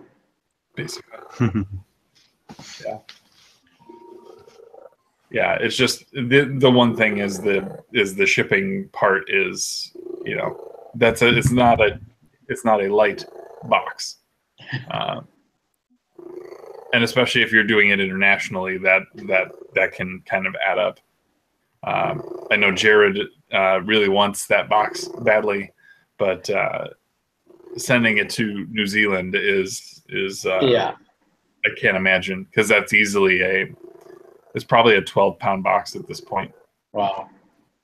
Yeah, that's at least $100. Probably. Yeah. It cost that box I sent him cost me $90 to send. The stuff in it wasn't even worth $90. But that's what it cost to send. I had the benefit of a place that had a really good discount from the postal service, so I shipped it through my work, and I think it only cost me like $28. So I benefited from that, because I think I priced it originally through the postal service, my normal account, and it was I think like $70. And then I got back and I was like, oh, let's go check out the price discount there. I'm like, all right, cool, I'll take this $28. Yeah, I'm probably going to send him a project. But it means I have to ship an Xbox to him. Oh, yeah. Jeez. You have picked the heaviest console there is. Yeah, I shipped one of those to Japan. Maybe you should ship whatever parts he needs of the Xbox to him.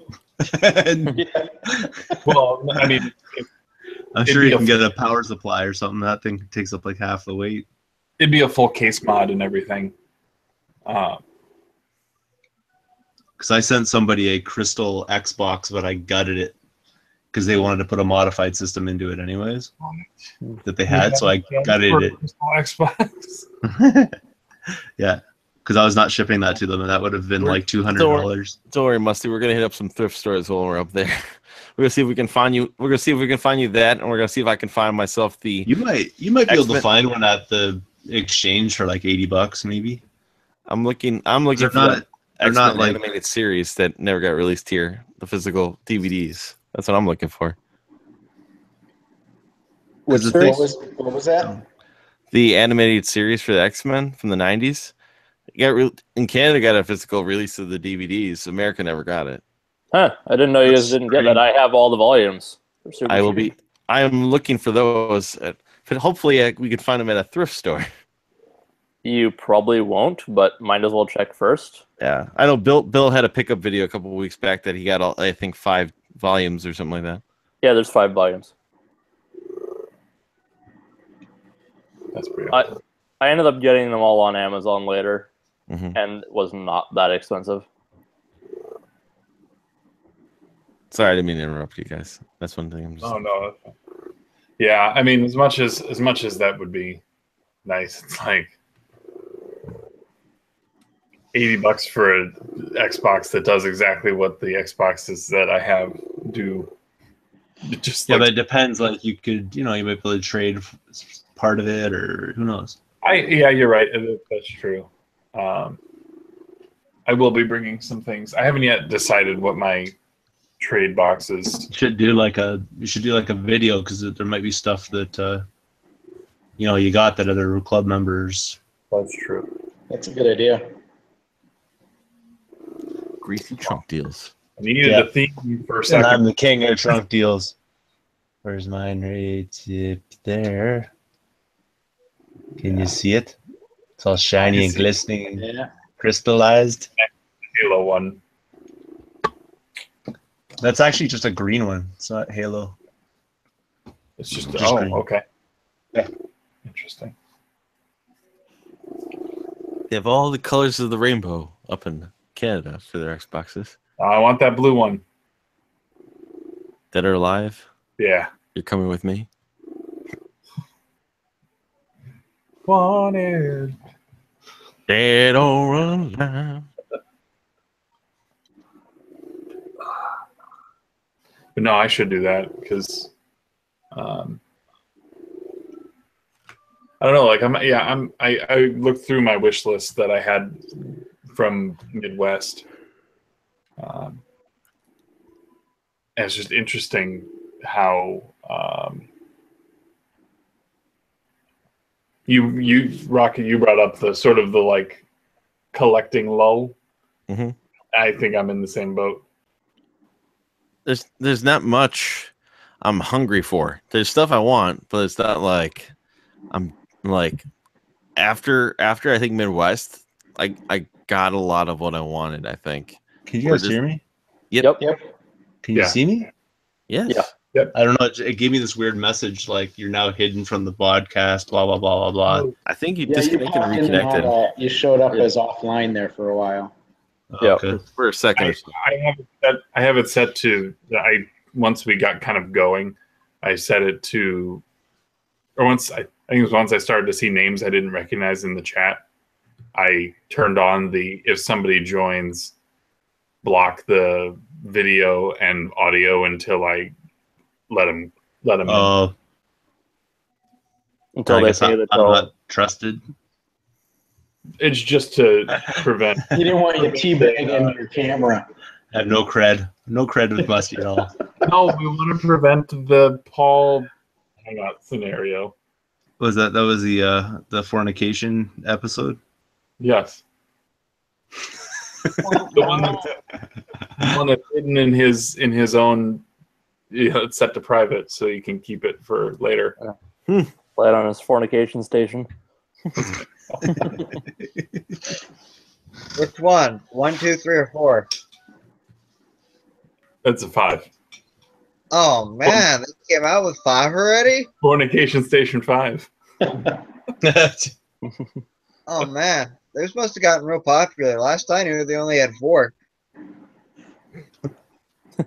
It's my sex box, and her name is Sony.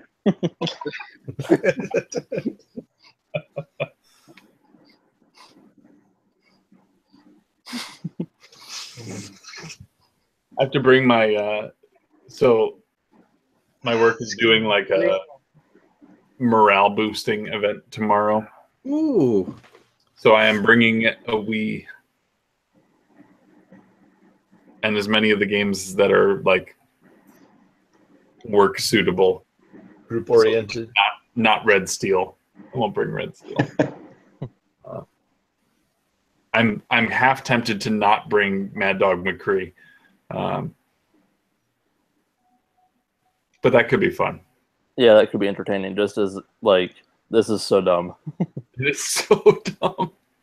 Especially if there's going to be like any sort of beverages involved. No, they won't. They won't at work. Yeah, I wouldn't think so. But since you said it was like an event, Yeah, it's like a. It was originally going to be like a grill out thing, and they were going to have like lawn games and bags and that kind of thing. But there's supposed to be some strong storms coming through tomorrow, so that kind of killed the whole grilling concept. Yeah, the afternoon Grill inside. Sure.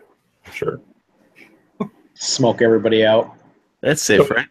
Instead, we placed an order today for 45 pizzas. much more sensible. Right.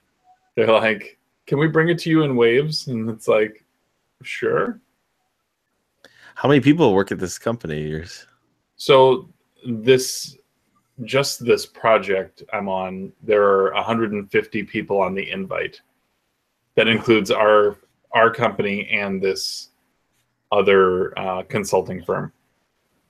But the company itself is like 1,000. We think we cracked 1,000 people. So that'd be every for 45 single- pizzas. Every employee in there is invited to this, or is this just for your No, team?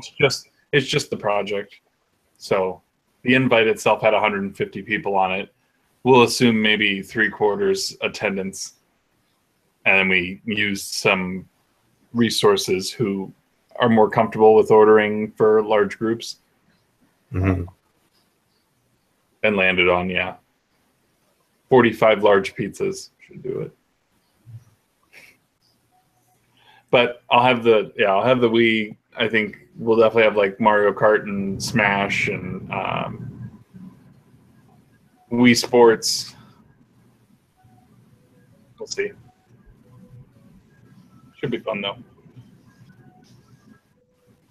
Troy, is that an Ultima Online box I see back up there behind you? Yes, it is. I was a huge Ultima Online player. I basically stopped playing video games and only played that Yeah, I did too. for That's about hilarious. 8 years. That's what I did with Final Fantasy 11.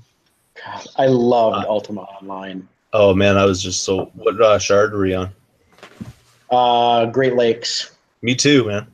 Seriously? Yeah, I was. Yeah. That's hilarious. Yeah, Ultima Online damn near got me kicked out of college as a freshman. Oh, it was just absolutely phenomenal game. I mean, it still runs now. Yeah. It's crazy. Yep. So many hours in Ultima. Oh, I know. My dad used to get pissed when I first got it. It was still dial-up. Yep. Oh God, he was pissed at me. I was like playing it. He'd be like, people can't phone the house. Yeah. Well, I think when I had it, our dial-up was even like we had 100 hours for the month or something.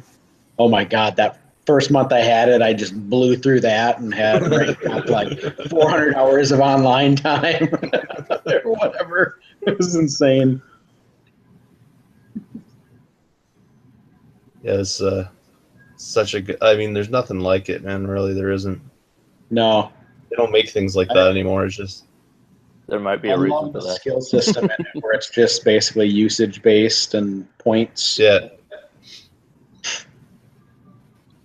Like complete customization of your character the way you want to do it. Set up the house with all of the vendors just constantly making gold for you. Yeah. Good stuff. Were you in a guild? Yes. What was it? Oh shit! I don't remember what it was called now. I was in Guardians of Valhalla. Oh yeah, I remember seeing those guys running around. Yeah.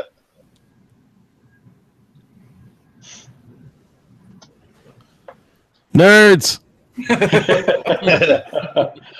I can't remember the name of the guild, but I can Says remember. the guy with the complete N64 collection.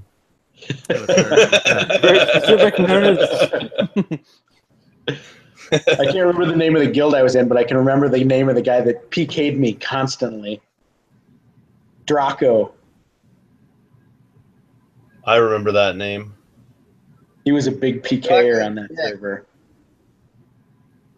I wasn't too much of a PvP guy because like my connection when I first started was so bad, laggy, and Yep. so I just never got into it. And by the time people were into it, I did a little bit of it, but I found it to be like not very fruitful use of time. Yeah. After a while. Yep. So then what we do is we'd actually we use a Japanese shard. Oh really? And then did like the champ spawns there, and then bring the scrolls back with transfer tokens. Yep.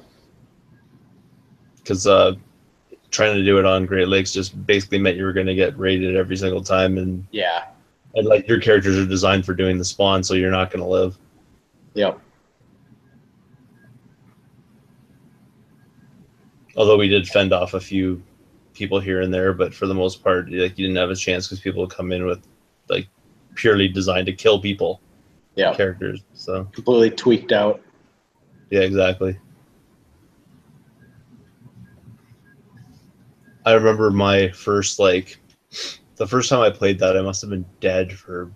I walked out into the woods, didn't know what I was doing. Like basically died at the hands of like a bear or something because I attacked it and had nothing. Run around as a ghost. Ran around as a ghost for at least like 45 minutes. Found this. You're dead. You cannot do that.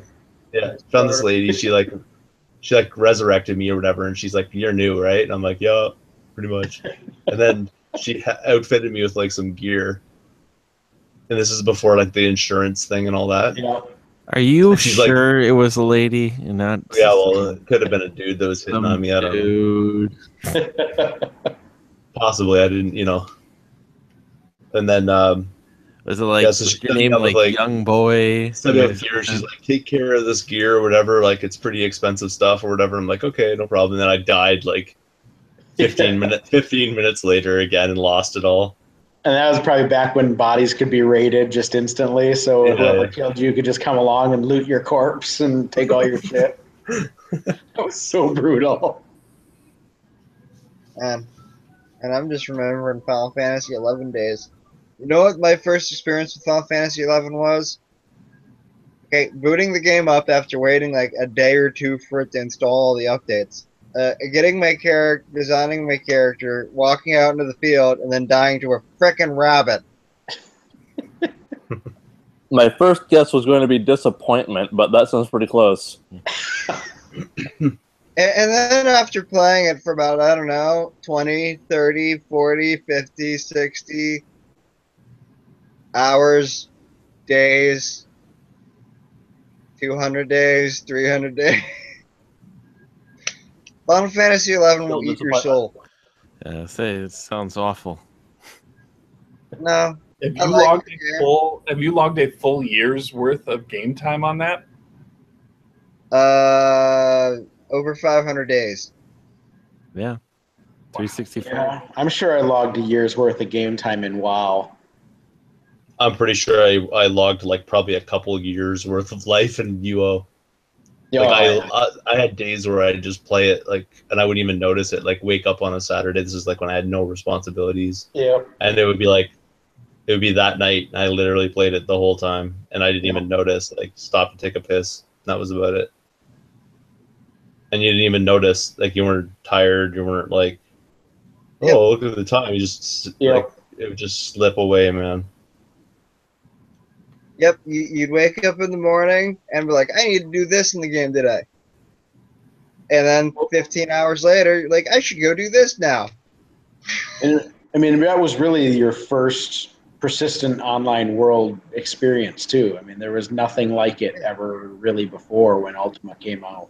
Yeah, it was crazy. It was just enamored with it.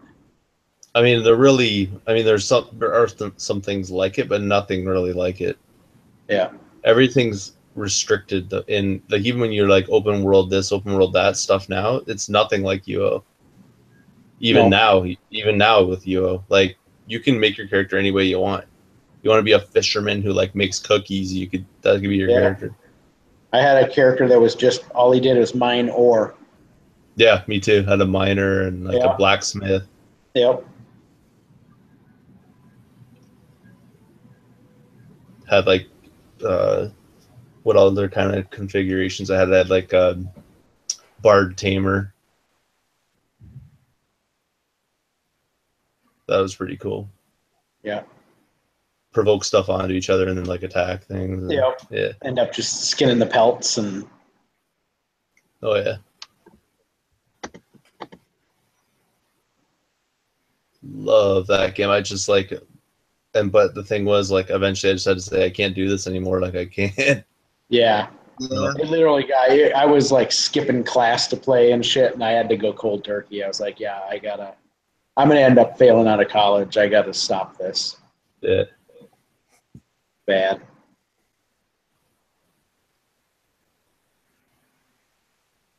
Nothing's ever made me do that. I might have those addictive personalities, as you probably tell from my game room. Yeah. Dude, there's a reason I stay far away from most online and like games like that now. Can't do it again. Will not do it again. And because they suck. Your time. And they also suck. Speaking of skipping class, I got to call it a night. I got to be at work in like 5 hours. Yeah, that sounds good right about now. It's almost midnight, so I'm going to tip myself too. Yeah. Chatting with you, gents. Talk to you later. Have a nice week. We'll do this again next week. More berry prep. Definitely. I think next week is just people should put together what they're going to bring. Yeah, we can do that. And show what they're going to bring, and then people that aren't even in the stream can watch it after the fact and see what people are bringing and make deals. Yeah, it's a good idea. Okay. This is the travel shampoo I'm bringing. So what we're bringing to Barry. All right, guys. Bye, y'all. See you later. Bye. Have a good night.